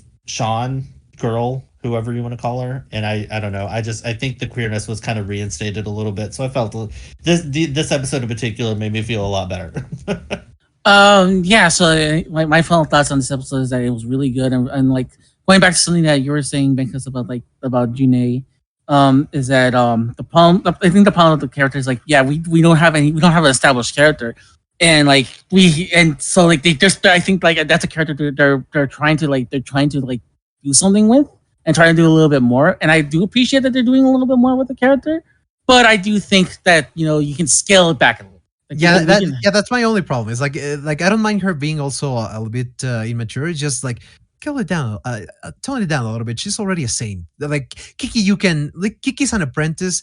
Kiki's a child, so for him it's perfectly normal, and I don't mind him acting like that. But for June, she's already a saint, so at least give her a little bit of a not make her very serious, but balance it out a bit. That's what I mean. Well, I just said they corrected it wrong, but I also felt like the not to beat this horse way past its death, but they said that they changed Shun into a girl to have a stronger female presence on the show, but they've done exactly what I said they should do from the start, which is expanding Marin's role, expanding June's role, expanding Sienna's role.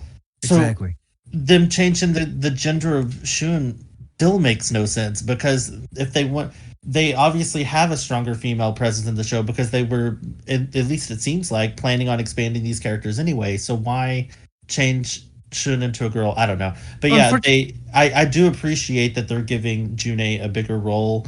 I'll have to see more. I know that it seems like you guys don't super like the direction they're taking with their character. I didn't mind it. I didn't have any negative notes, but also didn't have any real notes about her other than definite lesbian vibes from her. But I didn't really have any other takeaways from her characterization. And I think it was because like Ramsey said, we didn't have a characterization for her in the original. Really. So I'm just kind of accepting this is who June is and just moving on, I guess. I don't know. Maybe I'm not it's not something like that that details me from the episodes or anything like that. It's just I didn't like that too much, but I can put up with it. I'll leave it like that. So yeah, any closing thoughts on episode 5? Benkas. Yeah, I really liked it actually. Like the fight with Death Mask, and Death Mask here is actually pretty cool. I like that. There's only one thing, because it was a complaint that I heard quite a bit. I didn't mind it personally, but what are your guys' thoughts on how the Cancer Temple was portrayed? Because a lot of people really were complaining how it was so boring that it was, and then how it was just one hall. And yes, it was just one hallway that we got to see from, compared to for example, the Ares Temple and the Taurus Temple that we saw had a bit more detail and were bigger and had more things. What do you think on that? That's a very minor thing, and I personally didn't particularly care for that, but I do remember seeing that being a complaint a lot of people talked about when the episode originally aired. Well, my thoughts on it is it fits the character, because he's surrounded by all these these faces of all the people he's killed. So it makes sense that he has a plain looking kind of a plain looking kind of temple. But it makes sense for him, because for him it's the complete temple is a trophy room. Everybody he's killed, everybody he's taken care of, he keeps them on display on the walls, and and to keep, and so it's, for me, I didn't mind it as much, because I saw it more as it's just a big trophy room for him. Right? I didn't really have, I didn't notice it. I noticed that the faces on the wall didn't, that was a huge point of contention for Shiryu in the original, or in the anime anyway. Again, is my point of reference. That was a huge point of contention, and they did kind of touch on it, but I think that in the anime that was more his snapping point, where he realized that this is going to probably be a life or death type of fight.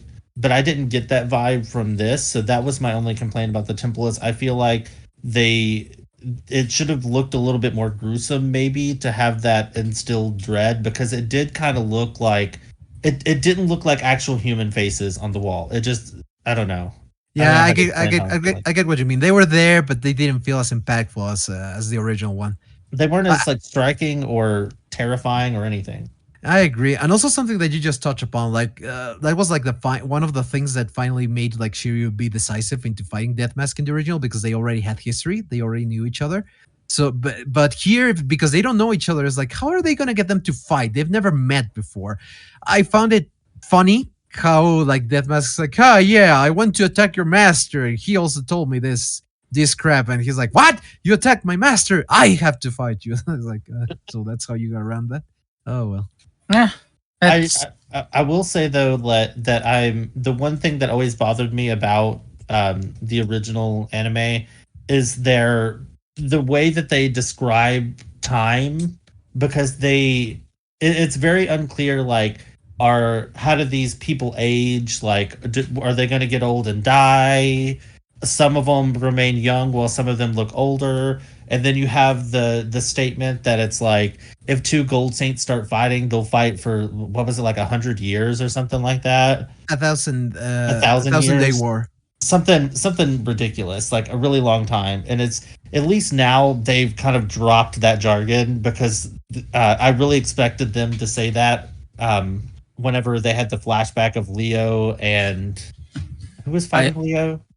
Milo. Milo. No, in the flashback. Shaka. Shaka. Yeah, I was really expecting them to be like, oh no, don't start fighting because you're gonna fight for 10 bajillion years. But I'm glad that I'm glad that part was not included. Well, I think that's just, I think that I think what they're trying to do with when they say that, they say if they're gonna fight for 1,000 days and stuff like that. I think it's more along the lines of like just trying to tell you like how powerful they are. It's not really like a measure of time. It's more like these men are so powerful that they won't, that it's like two immobile objects, and like only it's gonna take that much time for them to move. So it's not really like, them. It's like, oh my god, it's gonna take that long. It's more like this is how powerful they are. Yeah, So I liked how. Oh, I was just gonna say I liked.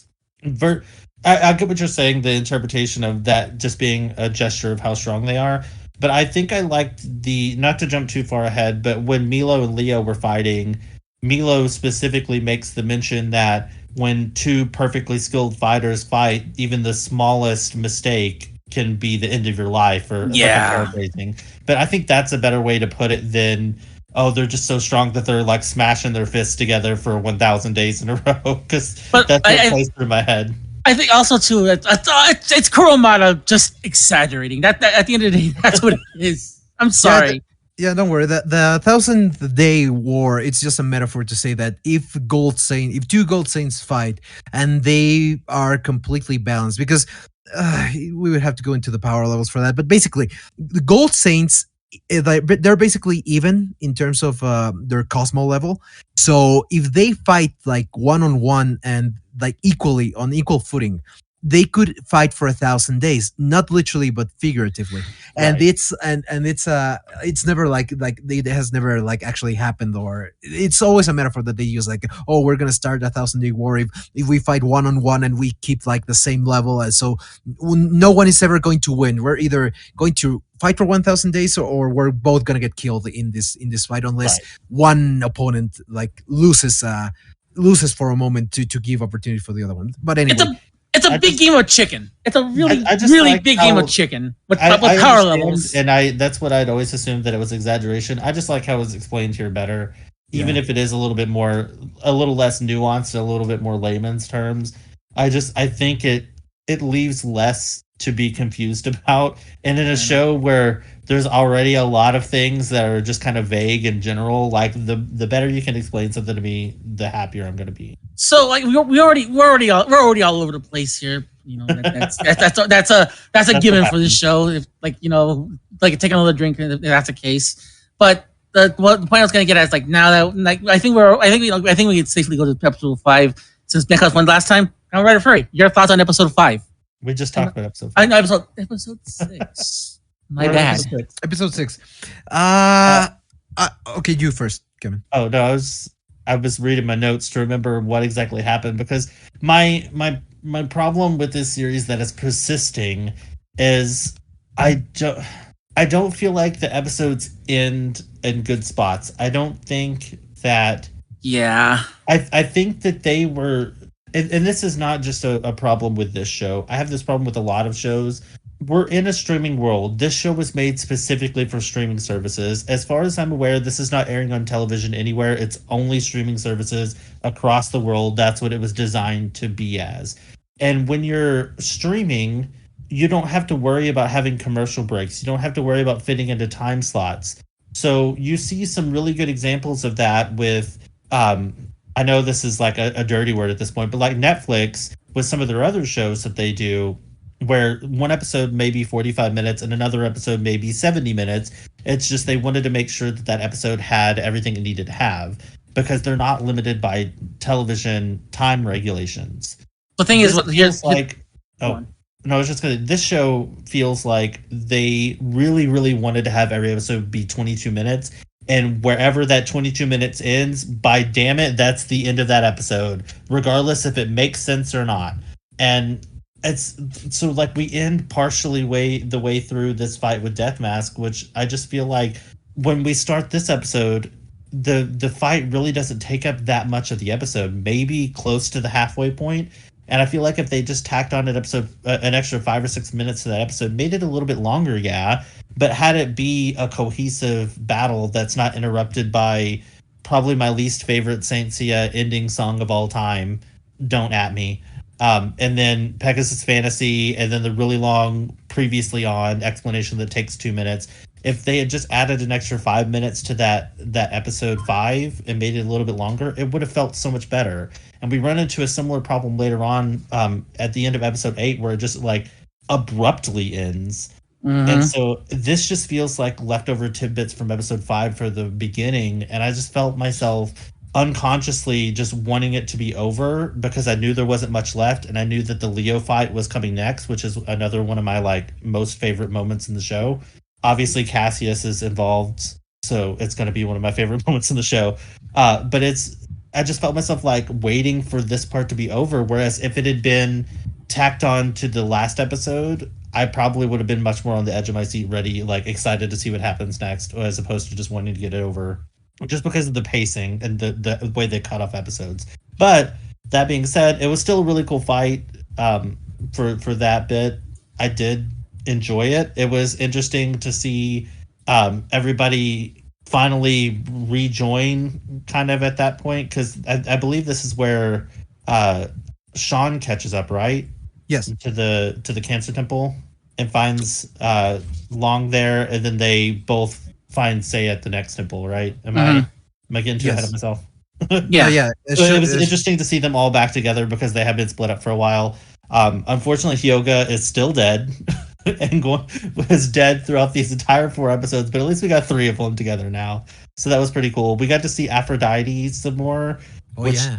super, super excites me because Aphrodite was such a late addition in the original anime and not as present this early on. So I'm super, super excited to see more Aphrodite.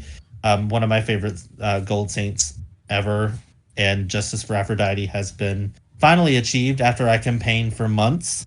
I didn't really No, campaign. I just had a hashtag for a couple of days. now Um, that you mentioned Aphrodite, that's actually something I wanted to touch upon because we didn't actually talk too much about him on the previous episode where he actually appears and he fights Daedalus. We only mentioned him, but actually Aphrodite, I really like. Okay, going back a little bit, I won't delve too much on this, but I like seeing him there. I liked him appearing so early, and I also like him being showing him as a badass, like how like as Silver Saint was barely able to even lay a finger on him and barely give a scratch. I like how they showed him in a very cool manner, and I also like seeing him a little bit more. I think that Aphrodite is one of the characters that often, okay, even in the original story, he was never particularly like he had the short end of the stick, so to speak, and the the animation, well, toy animation in the spin-offs and things like that, he has never really been portrayed very well in a very good light. So I'm liking the fact that they're showing him here as a powerful character and an interesting character even before he actually is supposed to make his debut. So I'm happy with that. Mm-hmm. Um, yeah, I mean, like I said, like it was great. It was a great episode. I mean, we had a great start. We got to finally see the end of that fight.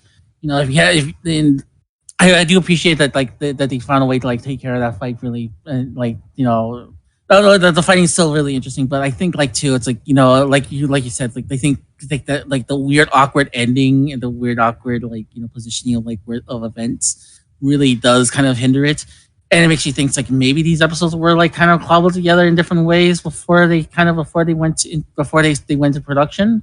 But like again, I think this. But again, too, it's like I like you know it by now, Conrad. You were actually on an episode of Set AM Squad where I go into like detail about like stuff like you know how the industry works sometimes. So like I can talk to you, I can talk everybody's ear about that kind of thing. Like why is this happening? It's like you know, but I'm just gonna say that like maybe they want to sell this series out to like other people like some other time so they can have so they already have like the commercial breaks already in place because of that. But regardless, yeah. Other than that weird awkward pause, that weird awkward moment with like you know why would you do that in the middle? I found it was a really solid episode. We got to see like I said, Aphrodite was really good. I'm really happy about how they introducing him slowly and also like they make him like a legit threat. Like one of the things I found interesting. One of the things I find one of the things that I found like not interesting but more like one of the things that always struck me about Aphrodite is like when you first see him, like he's immediately like hits you over the head as to, like how powerful he is, and you don't really suspect it. And here you right away because like we get to see his character a lot earlier. We get to see how much of a threat he is, and I guess that's a really good way of like putting his character over as this badass from the very start, having him already be doing all this stuff like killing Daedalus and you know being right there, being kind of you know kind of like maneuvering things behind the scenes as well. Yeah. But so yeah, aside from the cancer fight, which we got to see, we also got to get to the point where we got to the Leo temple as well with Seiya. I believe in this episode this is where he like gets his where he doesn't achieve his seventh sense. He doesn't go ultra instinct just yet. He does that in the next episode. But this is the point where he does like the whole like he can see his move like really he can see the move now. Am I mistaken? No, yes, it happens here, and then it proceeds to the next part. Mm-hmm. Yeah, he's able to see it in this episode, and then he figures how to counter it in episode 7. Okay, but this is the episode where he gives the legendary kick to Ayoria. Okay, right in the face. Right in the face. Yeah, like I said, like if you were scheming through this, it's because that like really it's just fight A and fight B. That's what it was. And like I'm trying to like remember anything else from the episode, but I'm scrambling right here. So it's like, come right for it. Do you have any other thoughts? My biggest takeaway from this episode was my conspiracy theory that is continuing to develop about them kind of handling the Gold Saints with kid gloves. They're setting up Aphrodite to be the sub boss, I guess you could say. Like he's very clearly extremely powerful. They're playing it off as he's probably more powerful than some of the Gold Saints they're fighting now. Is kind of the air. They haven't outright said that, but he is dialed back by the Pope because he wants to go in there and just get rid of these Bronze Saints and just call it a day. And the Pope's like, no, let them continue on their trajectory. Let's see what they can do. Again, he's supposed to be the main villain. Why is he so rational? But we find out in the next episode. They spell it out a little bit more clearly for us. But it just kind of fed into my Gold Saints conspiracy theory that they want each one of these to come out in the best light as possible. And they are having, I guess they're not having to flesh out Aphrodite more, but they are fleshing him out more and trying to make him be one of the more evil people kind of in the line, the same lane as Deathmatch, but not as crazy as being like a straight up villain. But they're showing that he still has a good side. He can still be rational because he does listen to the Pope and the Pope's rationality for the situation. And he agrees with them in the end. And so it just kind of furthered my, like, they don't want any of these Gold Saints to be misconstrued as bad. Like they can have some evil moments, but I feel like in the end they're all going to be shown as best as possible. And it, I'm just I might have my tinfoil hat over here in the corner, but I feel like Toei said something to this production that's like the Gold Saints can't be bad guys. They can fight, but they can't be bad. So am I Or making any sense? Do I sound crazy? No, I know what you mean. yeah, it seems like they're trying to soften up the image of these characters, and it makes sense too because like at the time, like they didn't even know that the Gold Things were going to be that popular. I think I think villains at the time. yeah, and like there were that's what and people were going to think like, oh man, they were going to latch on to him, but like people did, and that's one of the weird things about the series is like no one knew that the Gold Things were going to be popular, if I remember correctly, right? Like, Well, Kurumada designed them to be cool and to be powerful enemies, but he never mentioned, as far as I know, he's never mentioned like anything about like planning them to be this well liked or this popular. That was more of a thing that just happened because of how the way that they portrayed, and they end up becoming like the emblem of the series in a way, as much as yeah. that annoys me.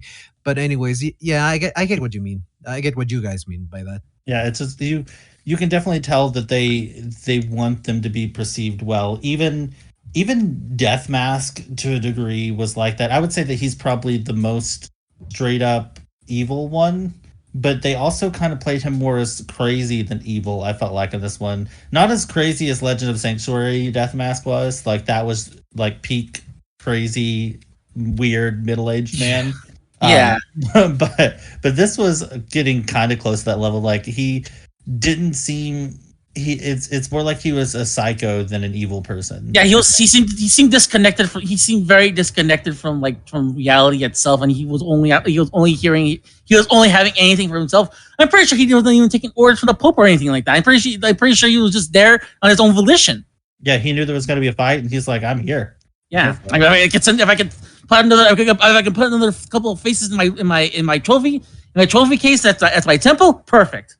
And they didn't really go into it a ton, but they alluded that him and Doko did not get along, and they were either rivals or enemies, or some kind of thing there that wasn't super led into. So I think that the opportunity to kill his quote favorite disciple, Oko is crying in the corner from that statement. But to kill his favorite disciple, I think was just too tantalizing not to try and do. Yeah, I did make a joke about when he said Doko's favorite disciple. I did imagine Oko like crying, like, why am I not the favorite? Well, that's a very reason he left in the first place. Well, this episode was actually great. The conclusion to the fight with Deathmask was awesome. I liked how you portrayed it. I like how Shiryu actually tries to pledge to the gold cloth itself.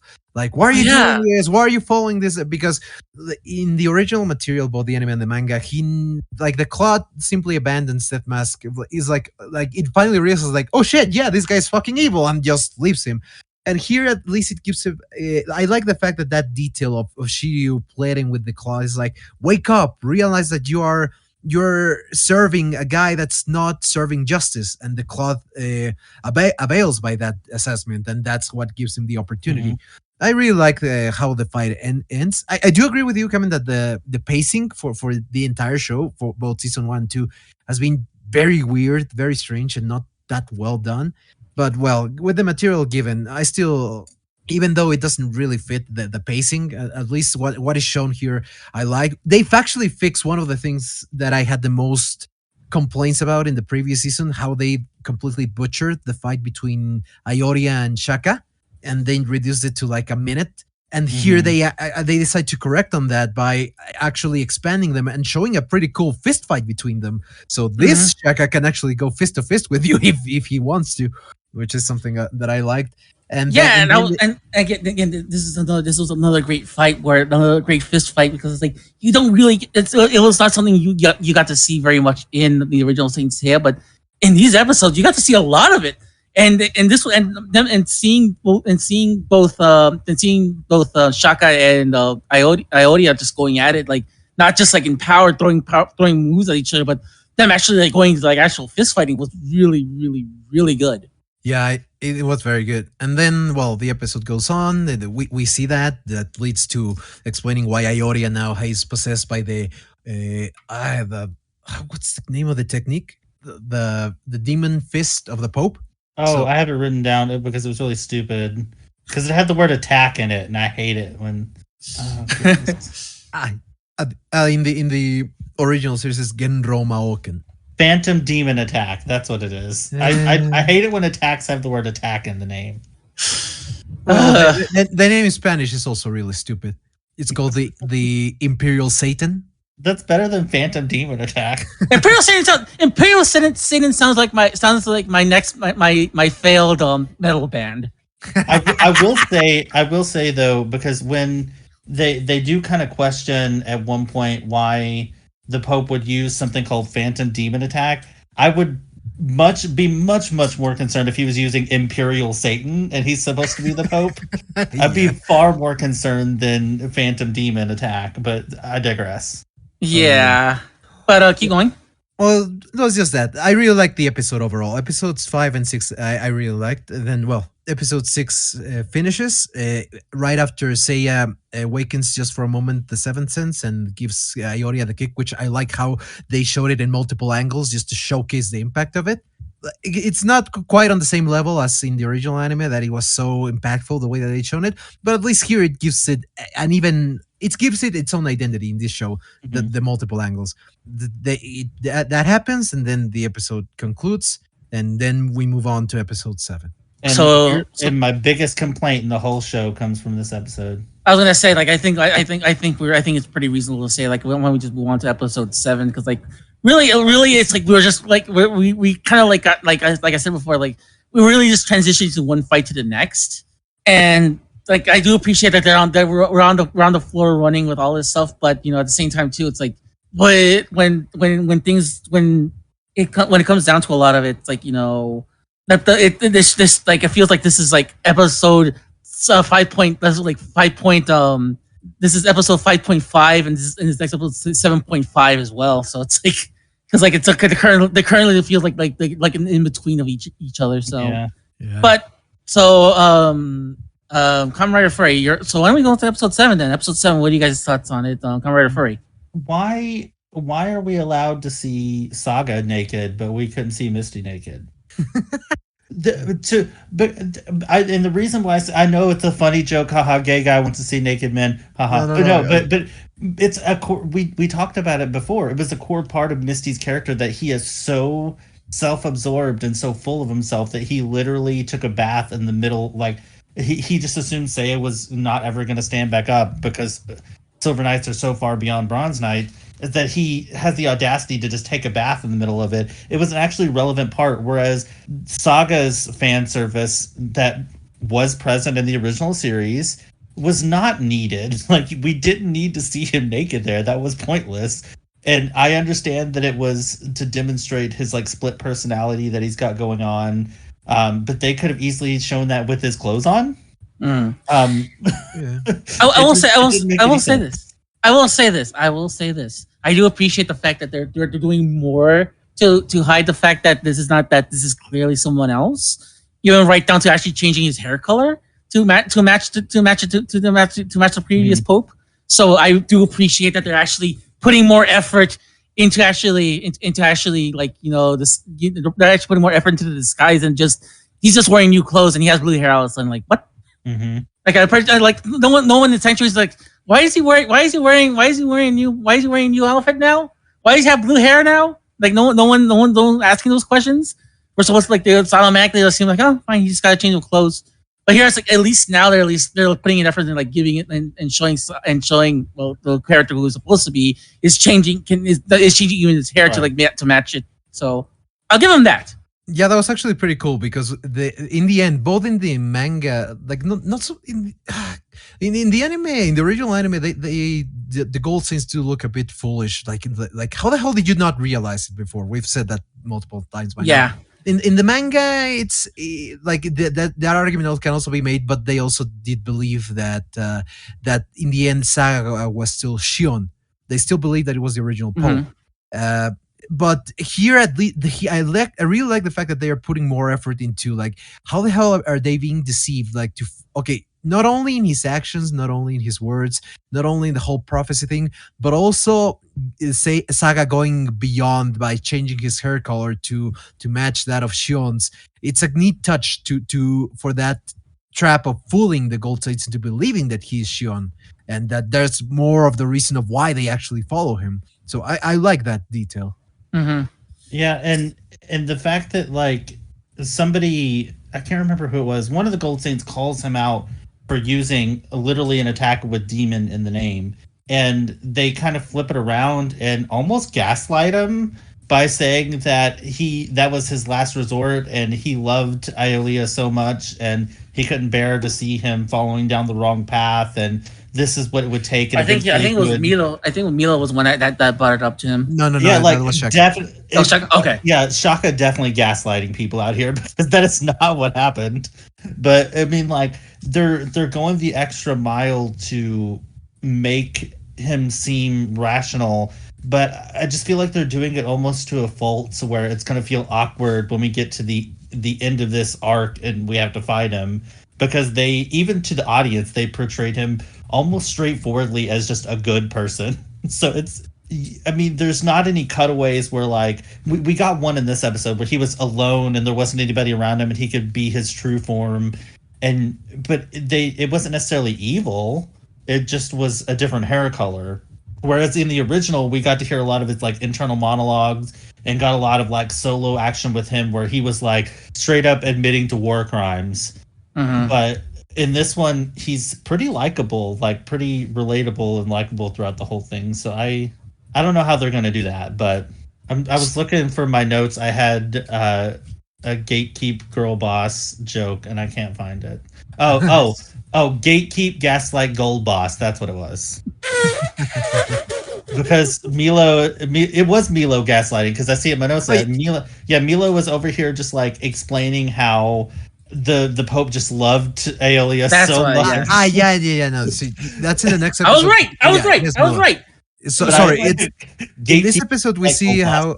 In the previous episode, we see the like Shaka asks the Pope was like, "Why did you use that attack?" It's because Ioria he just needs to calm down and think things rationally. He will come to see our ways, and then yes, you're right. It's Milo, the one that's like he loved. Did you know that he cried when you left? I was like, what? He was crying. I could see the tears under the mask. Yeah, it was. But that's been my point of contention since the beginning with when they first introduced the Pope, is that they're not leaning into the evilness enough. So I think it's going to be really jarring.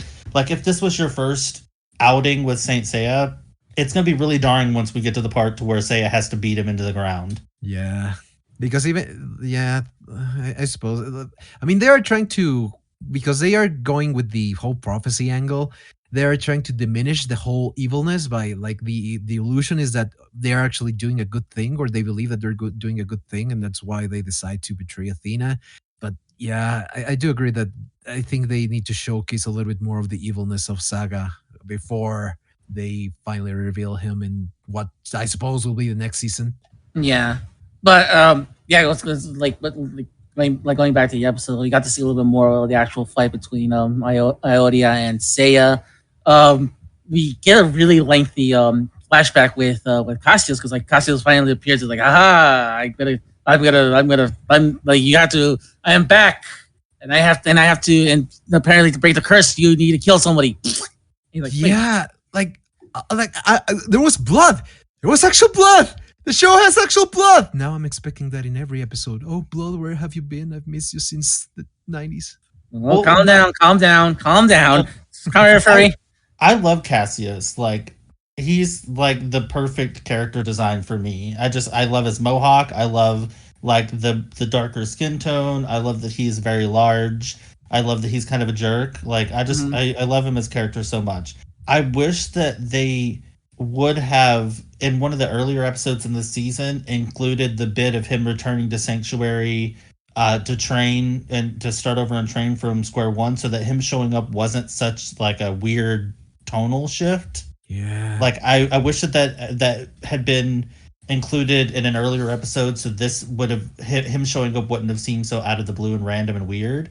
But I'm glad that they kept this part, because this is we were talking on one of the episodes, we were talking about like how are they going to handle this situation, because this was a huge part of the original show. Because you have the love, I would call it like a love hexagon, because freaking everybody loves somebody else instead of it being a triangle where two people are after the same person. Like Aodia loves I keep wanting to call her Pizzazz because that's what I have her name in the notes here. Aodia loves China. I love Shina, but Shina loves Seiya, but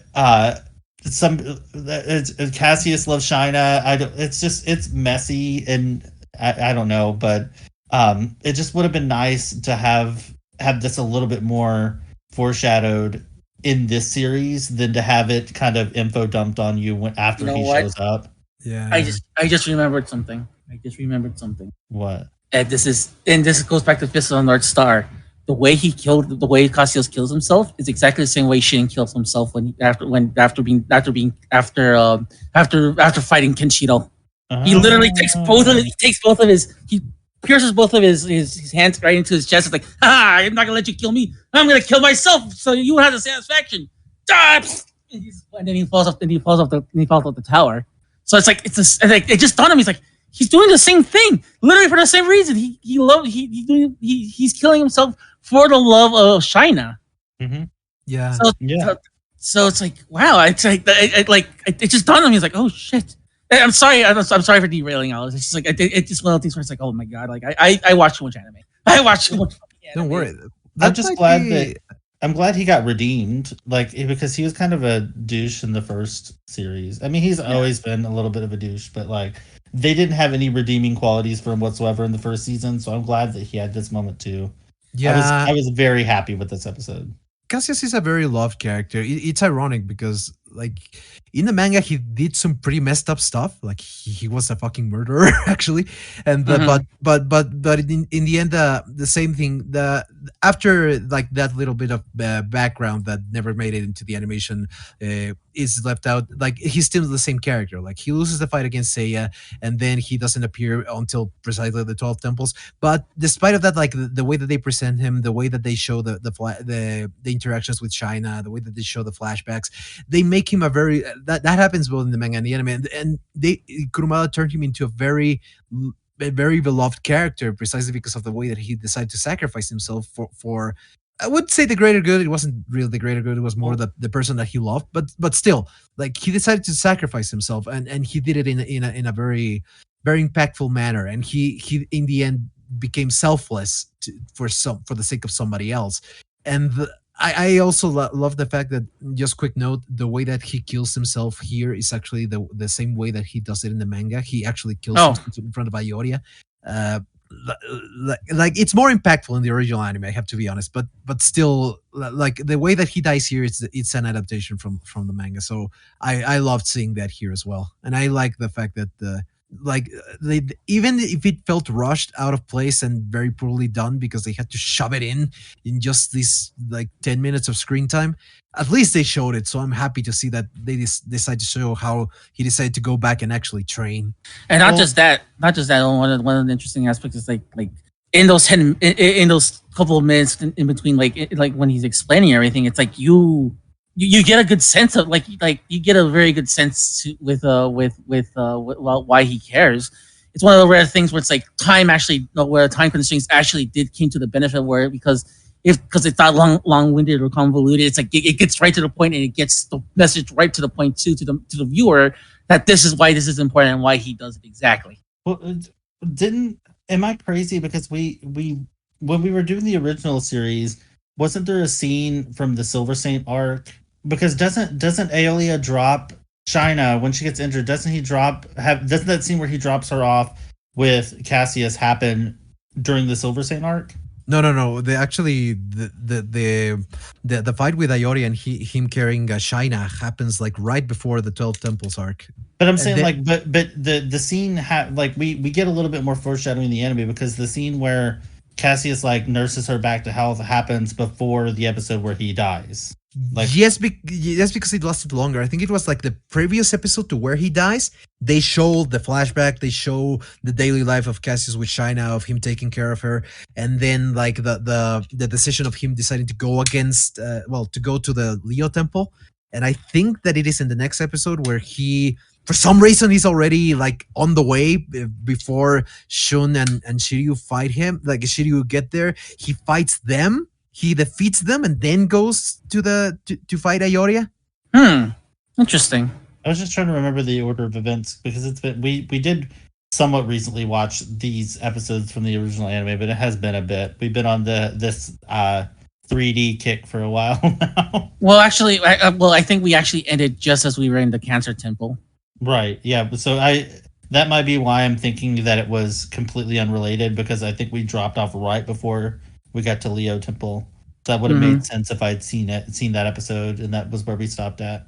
But yeah, regardless, I think they did Cassius way better in season 2 than they did season 1. I like that he kind of realized that he finally had that realization to where he wasn't good enough and he needed to go back and train, because they played him off in the first season with him becoming a Black Saint as that he was willing to do anything to get power, and I think he finally had that realization that he has to start, in order to get powerful, he has to start with himself and not with the cloth. Like, the cloth isn't what's going to make him strong. So I liked that angle for it, and I like seeing him on the screen. I'm sad that he died, but from the second that he popped back up on screen, I knew it was going to happen, because I mean, it happened in the manga and in the original anime. So I didn't see him surviving this at all. It does. I always really hate that he sacrificed himself and then it doesn't really matter, because Leo still tries to kill Seiya. Like, he has a brief moment of clarity and then continues. So it does kind of feel a little like that could have not happened and have been fine. That's actually, sorry, if I could add to what you just said right now, that actually that was a decision for this particular series. I suppose that it was to give, say, like, it was trying to mix the anime because or I need to rewatch that episode, but like I suppose that it was a statical decision to give Seiya a bit more of fighting, because in the manga, actually, right after Cassius kills himself, Ayoria comes back to his senses. So the sacrifice is more impactful there, because Seiya doesn't actually defeat Ayoria. It's Cassius' sacrifice that saves him from being completely destroyed by Ayoria. So there it was more. There it made sense and it was impactful in that regard. But here it was like it started the process, but it didn't actually finish it, as you said. Yeah. I was gonna say, it's like one of the things that I think too, what they wanted to do with reason why they did that change from a storytelling perspective, because like I do a lot of amateur writing, so it's like I should tell you, because I kind of had to rewrite the entire fucking game. But one of the things I noticed is, like, when I think what they wanted to do also in why they wanted to make sure that why he didn't completely like turn over after Cassius' death is, I think they wanted to do more with Seiya, showing that he got that he was able to get to the seventh sense. Yeah. I think it has to do with that as well. I think. No, I was just gonna say I think it was a little disrespectful to Cassius, but whatever. What can I do? Why don't we move on to episode 8 then? Like, any closing thoughts on 7? But I did want to say before we move on to episode 8, because this was the episode with the Three Stooges. Oh yeah. The three guards. And while they did annoy me, they annoyed me significantly less than the talking manhole cover. Yeah. So I feel like, as much as I want to hate these three characters for being a complete waste of time, like in an already rushed series, this is what I'm talking about, or what I was talking about at the beginning of the episode when I said they simultaneously rush through the story and waste a lot of time. Is they included the manhole cover, which had like 3 scenes in the first season. Why? Worst character in any show in history. And then now we have the Three Stooges, but at least the Three Stooges didn't take up a ton of time. They were kind of funny, and they did let us, they did showcase, because again, like, they were wanting to show the girl power. They did showcase that Sienna is not completely useless, even though she's like on her deathbed. She's still powerful and still can defend herself on a rudimentary level. So I understand why they showed it. It makes a lot more sense than the stupid talking manhole cover. But I still hated them. Yeah, go on. I was just gonna say that I don't hate them specifically because I have to be honest. When I watched that scene the first time, I actually laughed quite a bit because I thought it I was mean, I did too. it was really stupid and it did make me laugh. Like it was funny. I did find it funny. The problem is two things. One, fuck the other Bronze Saints apparently because this is where they are supposed to come in to help protect Athena. Uh-huh. And I suppose that at this stage is like fuck them. We're not even going to invest money on them and time on them. So it's like, huh? Okay, fair enough. Okay, already underdeveloped characters, and maybe just fuck them up. Okay, all right.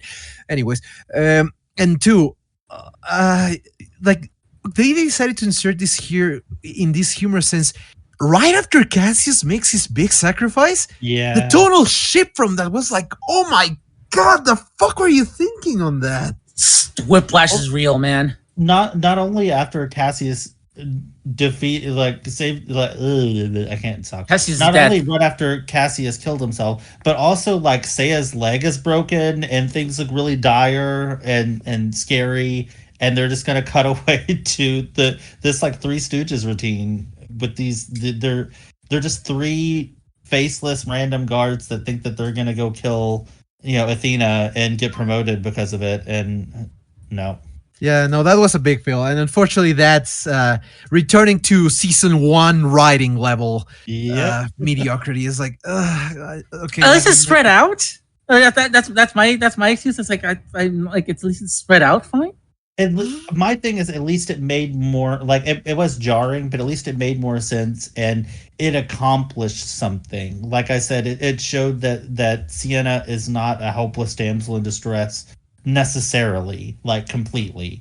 So it did say that because we already know that they're going to be they already have to an extent, but they definitely even more so are going to be relying on her Cosmo being incredibly powerful to help them out later on. So I think this was an important scene to showcase that she has that ability to pulsate and like manifest her Cosmo even on death's bed. I think that was an important thing to show, but the making it comedic might not have been the best choice. Yeah, especially like you said, like they're like how close to like after everything we saw with Cassius, it's like this was such a weird tonal shift and such a just like the whiplash is real. Like I said. So yeah, like any other closing thoughts on episode 7?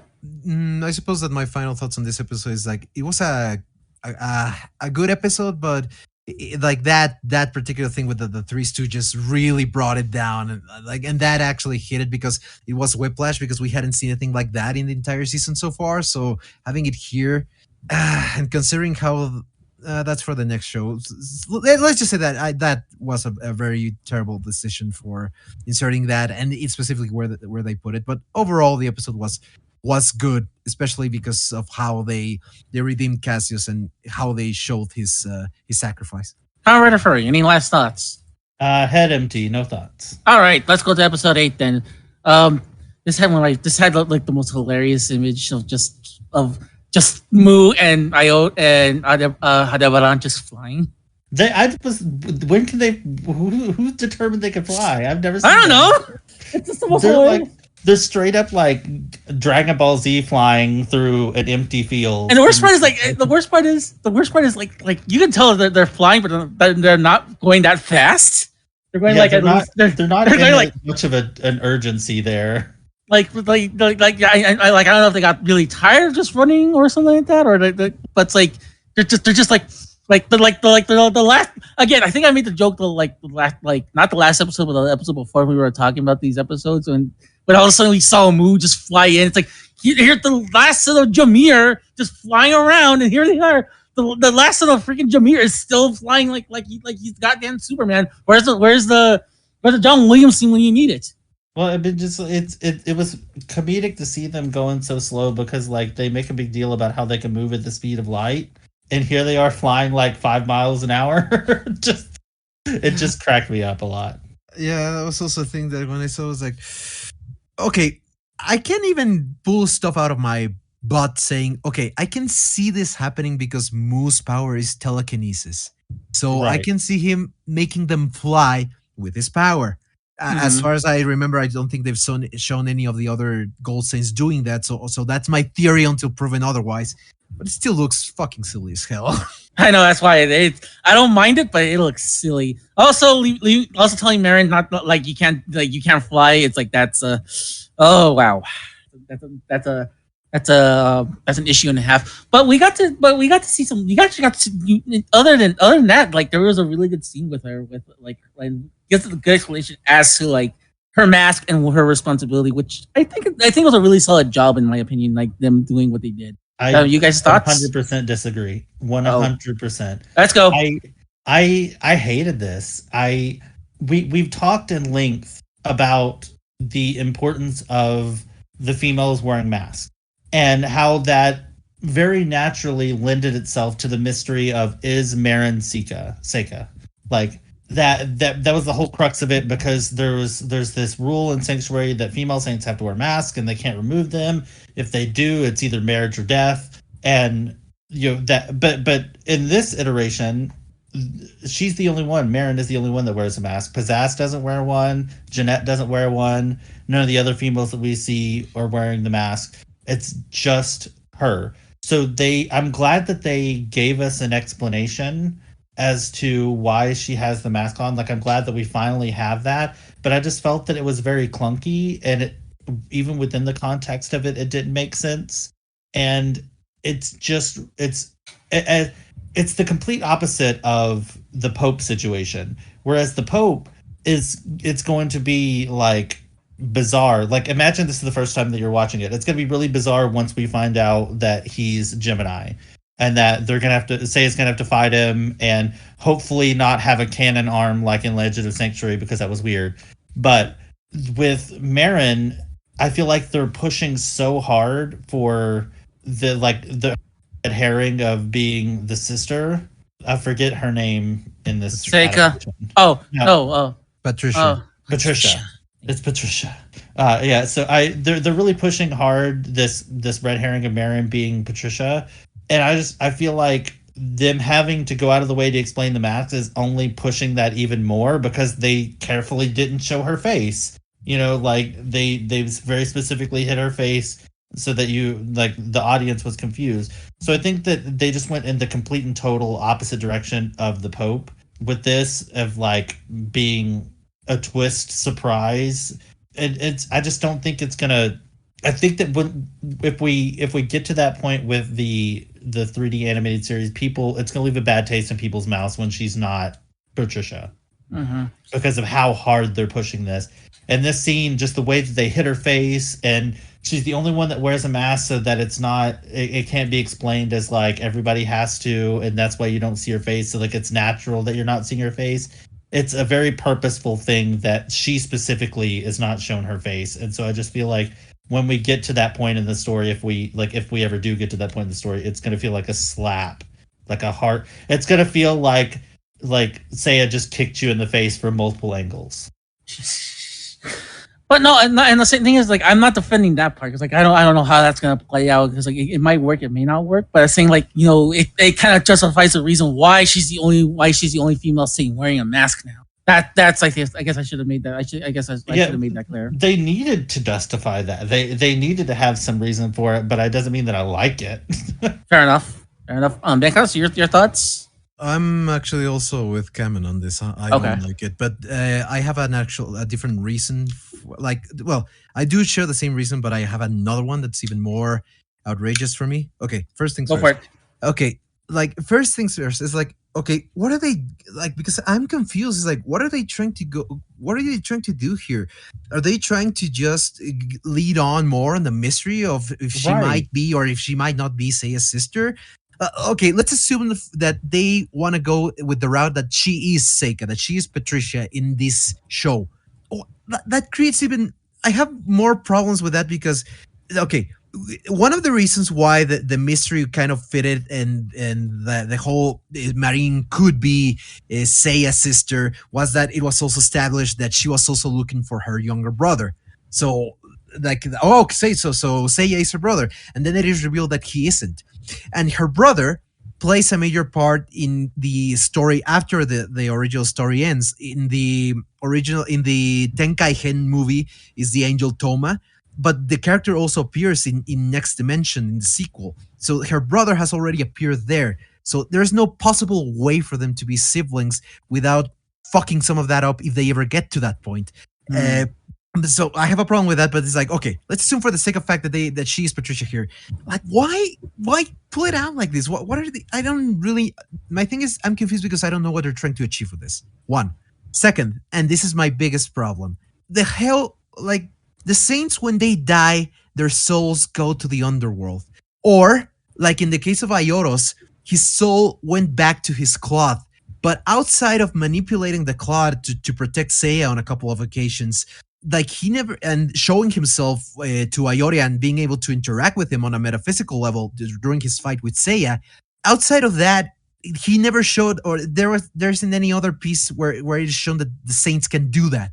So him appearing to Marin here, like that butterfly, is like, okay, so then what is death in the first place, or what the hell is with his soul? Like that creates a whole lot of questions and things that I'm almost certainly that they're not even going to bother trying to answer. So that's what bothers me about it. Yeah, but I completely agree with what you were saying about Marin though, because like there's two directions they can go with this, and either she is Patricia, and then they've just been incredibly heavy-handed to the point to where it's going to have zero impact, or she's not going to be Patricia, and it's going to feel like they've been holding our hand, leading us, down the path of destruction this whole time, only to push us into the volcano. Like, no conclusion is going to feel good because of how they're ramping this up, in my opinion. Fair enough. So, but like we got to see a little bit more of the episode. We got to see a little bit way more of the fight with Ioria and Seiya. We got to actually see him actually achieve his 7th sense. Like again, like that's why they had to cut. That's why they had to like make that fight a lot longer. But yeah, you guys thoughts on them like prolonging that fight to make it more to Seiya to have the 7th sense. Actually, I was just rereading the manga and I made a mistake. Like Seiya being able to achieve the 7th sense for like an instant, like when Cassius does his, like he doesn't immediately die. Like Cassius sacrifices himself, but Ayori is still kind of unfazed. And then Seiya achieves the 7th sense for a moment and does a Pegasus Ryuseiken that finally snaps Ayoria out of his trance. So like it's a combination of both of the things. Just wanted to make that correction. Okay. I like the fight being extended here. I also liked that because I don't remember what Leo's excuse is in the anime, but they basically give him an excuse to not go along with Seiya and the Bronze Saints to the next house, because I think he's just he's taking Cassius because like he feels guilty for like all that he had to get him killed, that he got himself killed for it, all for his own actions. So he's like, look, I'm gonna go bury him. You guys go on ahead. Well, in this one, he stayed behind because he sensed Milo was there and he wanted to try and take care of Milo. Oh yeah, because they have that. That's when Milo was like, he was crying when you left. Yeah. Like that's when that conversation took place. But also, like, it cracked me up so bad because in this particular version, we don't see a lot of variations in the attacks, and I think it's because of the budget limitations. Like in the original, the Gold Saints had a few different attacks that they had, and as the series progressed, like Seiya learned more attacks and things like that, like cool special moves to use. But in this one, Leo only uses his little lightning bolt punch attack. So there was a point where he attacks Milo in this fight after he like reawakens, and Milo's like, that's exactly what I knew you were going to do. I was like, yeah, the one attack he knows. Of course, yes, that is exactly what he was going to do, as expected. But no, other than that, it was. I like seeing Milo. Milo is another one that I feel like we don't see a ton of in the show. So I'm glad that he's getting fleshed out a little bit more, because if I remember correctly, he was one of the first Gold Saints that they revealed, and then he just kind of did nothing for like 20 episodes until it got to be his turn to fight. Yeah, he was one of the first Gold Saints to be revealed. I think it was like this third, like with his claw down. I think it was the second probably. Yeah, because I remember there was one point, at least in the dub, where they were like, "We have," because they had Sagittarius, they had Leo, and then they had Scorpio, and then they were like, "Yeah, we have no idea how many Gold Saints there are. It's a mystery." I was like, "I'm gonna guess 12 based off of the theming so far, just based off of the information we have with these three. I'm gonna go ahead and infer 12." Yeah. Speaking of, I loved seeing Milo. I like this add-on to the show, and especially because I'm a Scorpio, so by default I already love Milo, and I've always liked him as a character as well, even though he doesn't really have that much development for his character itself in the story. But I like the way that they decided to show him here, and it's okay. Two things from this: one, I like actually seeing him win against Ioria, Mm-hmm. and it's also funny because there is a meme, a very old meme with Ioria and Milo in the Mexican dub for the original anime. When like the Pope asks like Ioria, like, what would you do if I decide to send Milo and not you? Like in the original Japanese, he just says, "I would defeat Milo," and then he says, "Like, what do you say?" But in the Mexican dub, he says, I would tear Milo to pieces." What did you say? Like the way that it was delivered was really funny, and like a lot of memes started popping up after this episode aired, where it was saying like showing Ayori defeated, and it's like apparently he couldn't tear him to pieces. That's beautiful. The only meme that I've seen so far with him is the I think it's Guns N' Roses. You Give Love a Bad Name, where they say "shot to the heart." That was Bon Jovi. Oh, Bon Jovi. Okay, I'm not good with classic rock. Sorry, but yeah, they play that "shot to the heart" whenever he like shoots him in the chest. That's the only meme I've been seeing lately. Yeah, it was a great fight. And like again, this like like yeah, we had that silly little thing where we had that little silly moment where they were where we had Aldebaran and Mu flying, and that was kind of silly. But here, like seeing them have kind of like a more high velocity fight was really good. Again, like I can't stress this enough. It's like if there's one huge improvement over the show over the last season, is that they're focusing more on these fist fights, and these fist fights are so good, and you can tell that, like they're putting that like this is where the effort is going to, and it's like if you're gonna put your effort into something, put it into fights, put it into something that everyone's gonna pay attention to, and they're doing it precisely that, and they're doing a really good job with that. I did have a question because again, I haven't read through all the manga, so they might be manga exclusive or they might be exclusive to this. Where did the three skulls? What the hell? Where did those come from? Were those in the anime?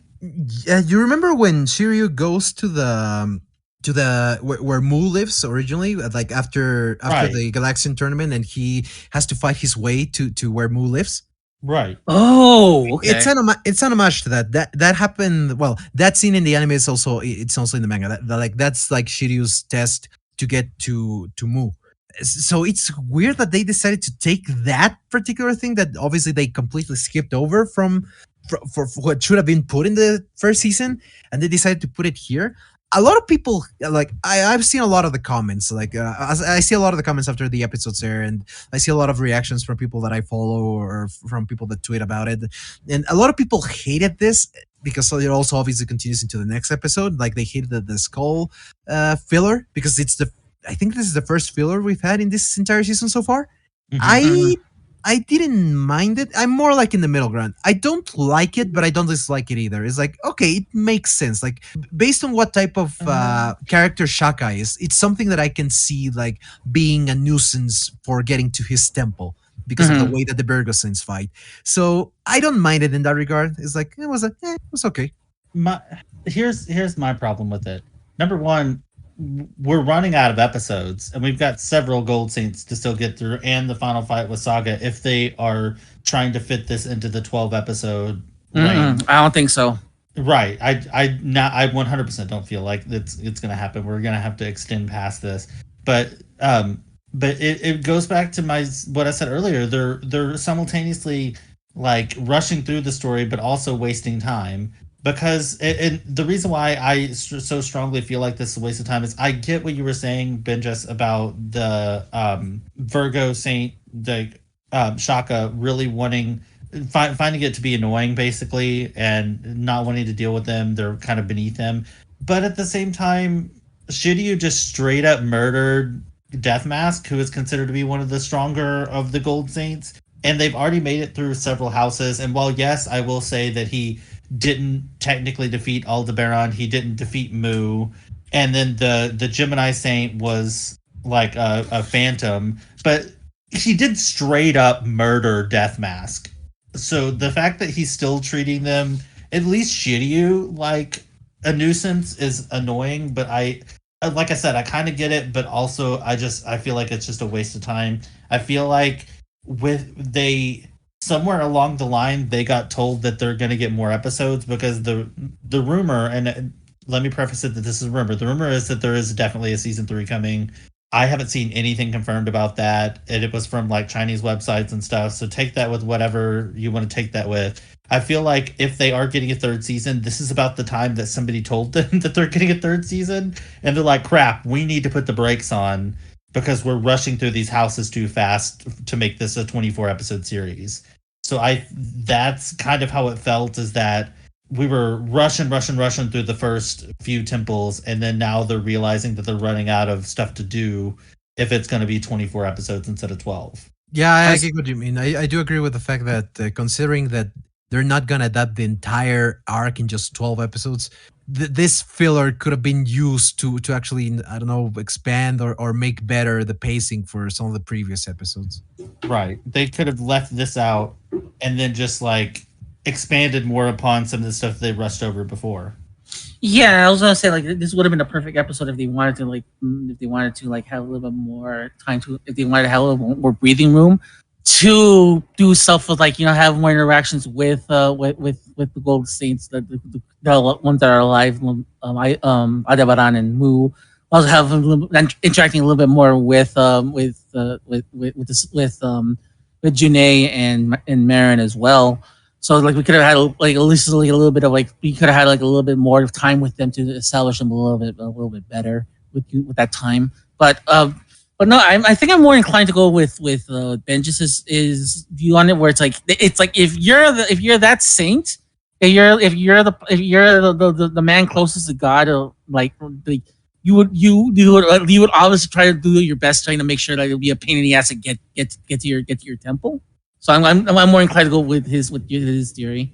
Either way, this is another instance of them just hitting the 22-minute mark and calling it a day and everybody going home, because they make it Seiya, I should say, makes it past 2 of the skulls, because the first one is like an army of endlessly regenerating skulls, and Sean stays behind to fight them and lets Shiryu and Seiya go forward.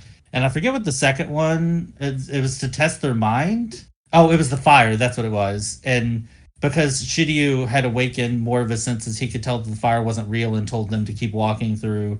But then that skeleton stopped him. So then he sends Seiya forward, and Seiya meets the third skeleton, the final one. And then it's like, next time on Dragon Ball Z. And it's really? That's where you want to end that? Okay. Yeah. Because I imagine, I don't know, because I'm not going to watch the episode. I'm not going to watch episode 9 until we get ready to review it.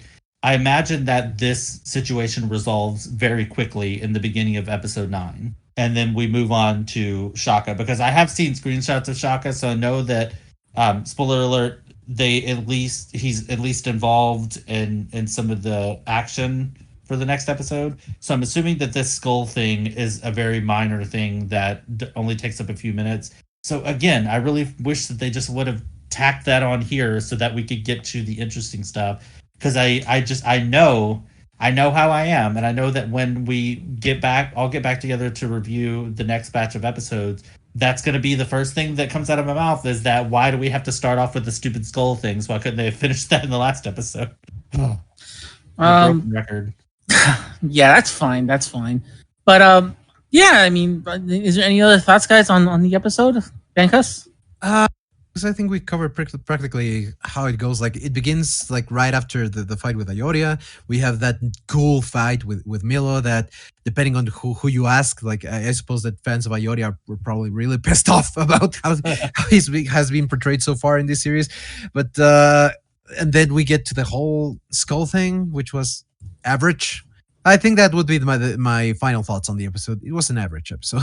Like balancing it all out, it was average. It wasn't bad, just average. But yeah, I do agree with Kamen Rider there that the filler definitely could have been eliminated to give more proper pacing for some of the previous episodes. Any other thought? Any final thoughts on Conrad and Furry on the episode? Um, I can't remember if it was this episode or the last episode, but I remember that I think Seiya mentions that they need to save Hyoga, but there wasn't like I understand that Sean knows that Hyoga's in trouble, and that obviously by the context of everything, him not being with Sean when Sean like reemerges with the group, that obviously he's in trouble of some sort. But like, how does Seiya know that they need to go save him? Like, how did even Sean doesn't know that he was taken to the one of the other temples in Frozen. He's in Scorpio Temple, isn't he? He's in In the Lyra Temple. yeah, he's in Libra. Okay, yeah, I knew that he wasn't in the Aquarius Temple for whatever reason, but yeah, they. How did they know that?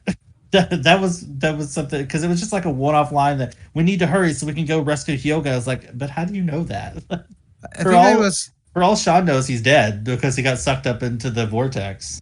I think it was badly explained because, like, I actually don't remember if they said anything in this series itself as to what happened to Hyoga. In the original, both in the anime and the manga, like they sense like Hyoga's Cosmo like starting to fade out. That's how they know that something's happened to him, even though they don't know exactly what it was.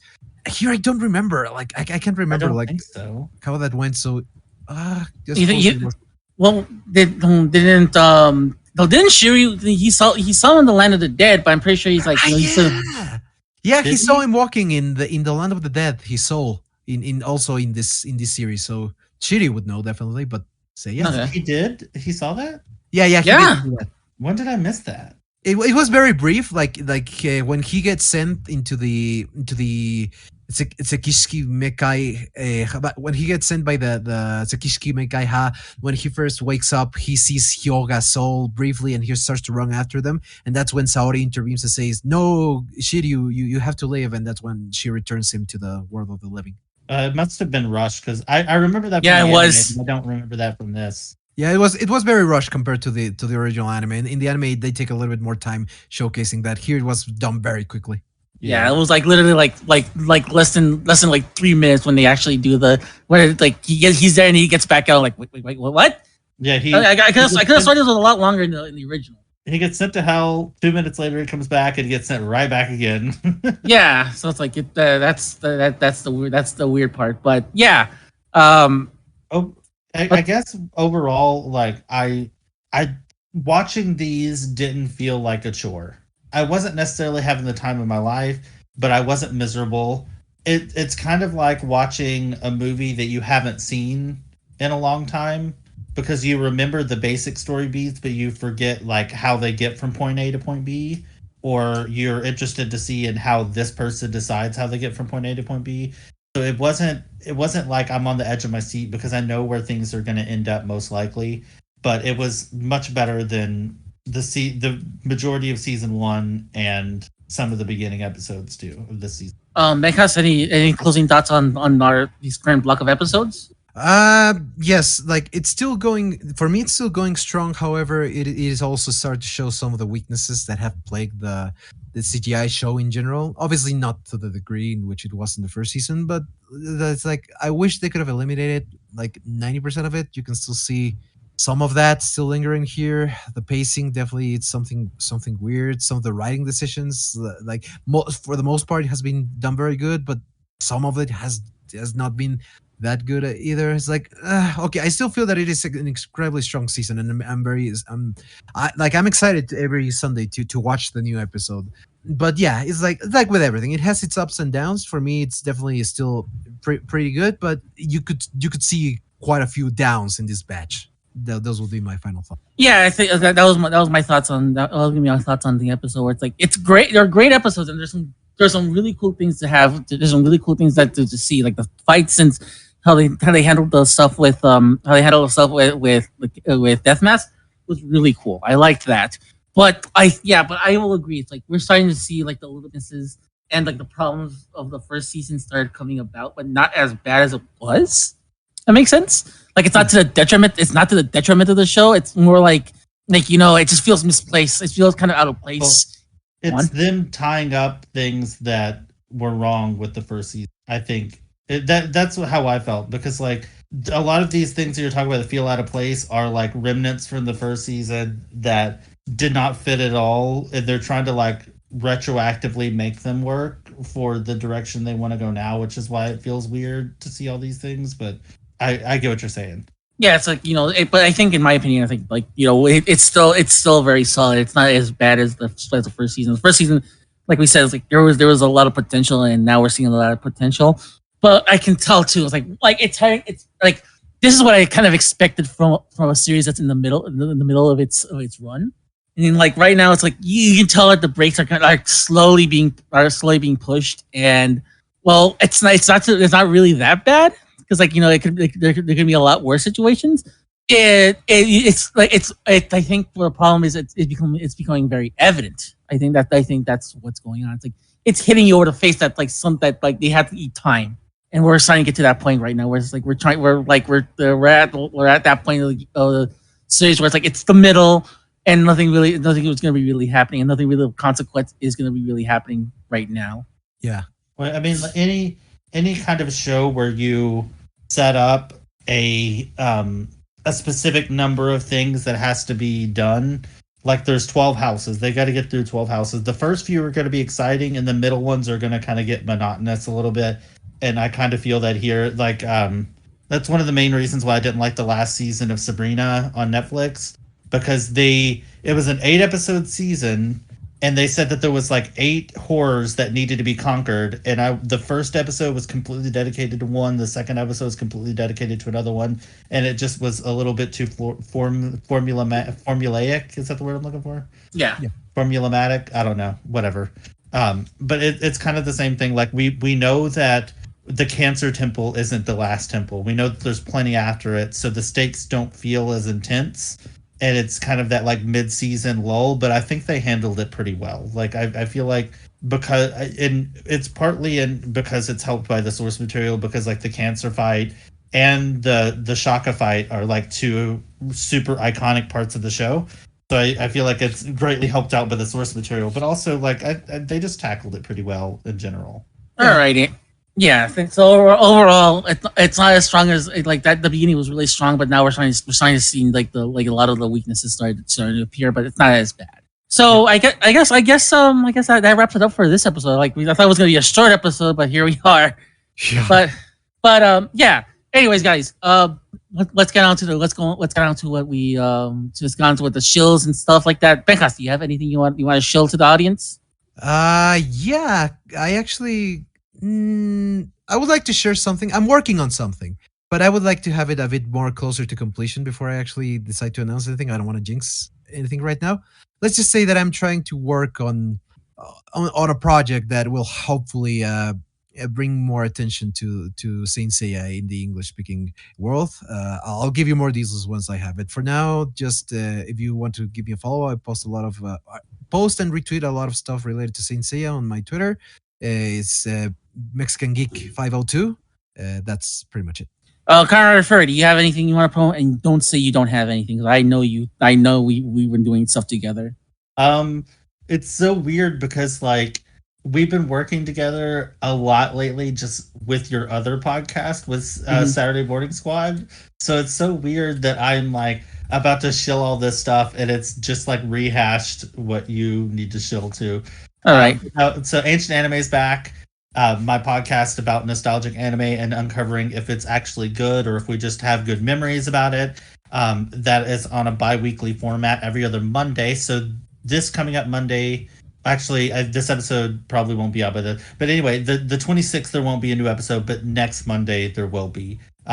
So we'll have a new episode back. It is going to be a pretty fun episode about Fatal Fury, which is continuing the fighting game trend that we're on the show right now. But I have one of my really good friends for a long time, for several years on, and she's really passionate about fighting games, and so it was a fun experience. So look forward to that. My most recent episode that came out last Monday was with the Saturday Morning Squadron, where we talked about Tekken, and that was super fun. I really liked speaking with Rob. Not that I don't like speaking with you, Ramses, but I don't have as much face time with Rob, so that was really cool to kind of pick his brain a little bit. We did talk about some specifically Australian things, like the how anime kind of creeped over into Australia versus the United States. So that it's a really interesting topic, and I really hope that people got out of it what I was hoping they would get out of it. And I was also on an episode of Saturday Morning Squadron in return, but this one was less of a theme and more of just like covering news, because there was like 46 game shows that happened within the span of 2 weeks. That we had the Tokyo Game Show, the Nintendo Direct, the PlayStation State of Play, Atari, Casio. I'm pretty sure there was a 3DO thrown around there somewhere. Yeah, so it was a ColecoVision. A much more news focused episode, but it was fun because I don't get to talk about my love of video games very much, so that was definitely a different side of me that I got to express that I have not in a public setting got to talk about, really. So that was really fun. So you can find my podcast at Ancient Anime Pod on both Twitter and Instagram. You can follow me on Twitter at Kamen Rider Furry for some ridiculous, funny jokes and retweets. And you can follow, if you are interested in seeing my collection. I don't have a ton of my Saint Seiya figures on there yet, but I just recently revived it, so we'll be taking some more photos. My Instagram at Kamen Rider Furry is all about my collectibles and just random interesting things that I have laying around my office. So that's where you can find me at. I won't rehash everything, because like you pretty much summed it up. But I will say this: we do now have a website for Saturday Morning Squadron. It's at SaturdayMSquad.tumblr.com. Again, the address is SaturdayMSquad.tumblr.com. That's where you have all of our episodes archived for the Saturday Morning Squadron. So you want to listen to that and you listen to the episode with Kamen Rider Furry, you're more than welcome to by going to that website. If you want to find out what I'm doing personally, like if you want to hear me like bang my head on the wall while trying to do programming, you can follow me at my personal Twitter, L_Ramses. I post everything there. Like I said, like the last time I was just frustrated because like I spent 7 hours doing some coding and it all went to waste. But like it all worked out in the end. It all worked out in the end, so don't worry. I can't remember my Instagram. I think it's l.ramses.84 at Instagram. If you want to see that's where I just post toys. That's all it is. Just toys. I only have like 30 followers. Just go to my Instagram and find them there. Yeah. And then, of course, you got to talk about this show as well. You talked a little bit about the website, but I'll say it again. We have a website called at http://scosmocast.com. Again, the address is stcosmocast.com.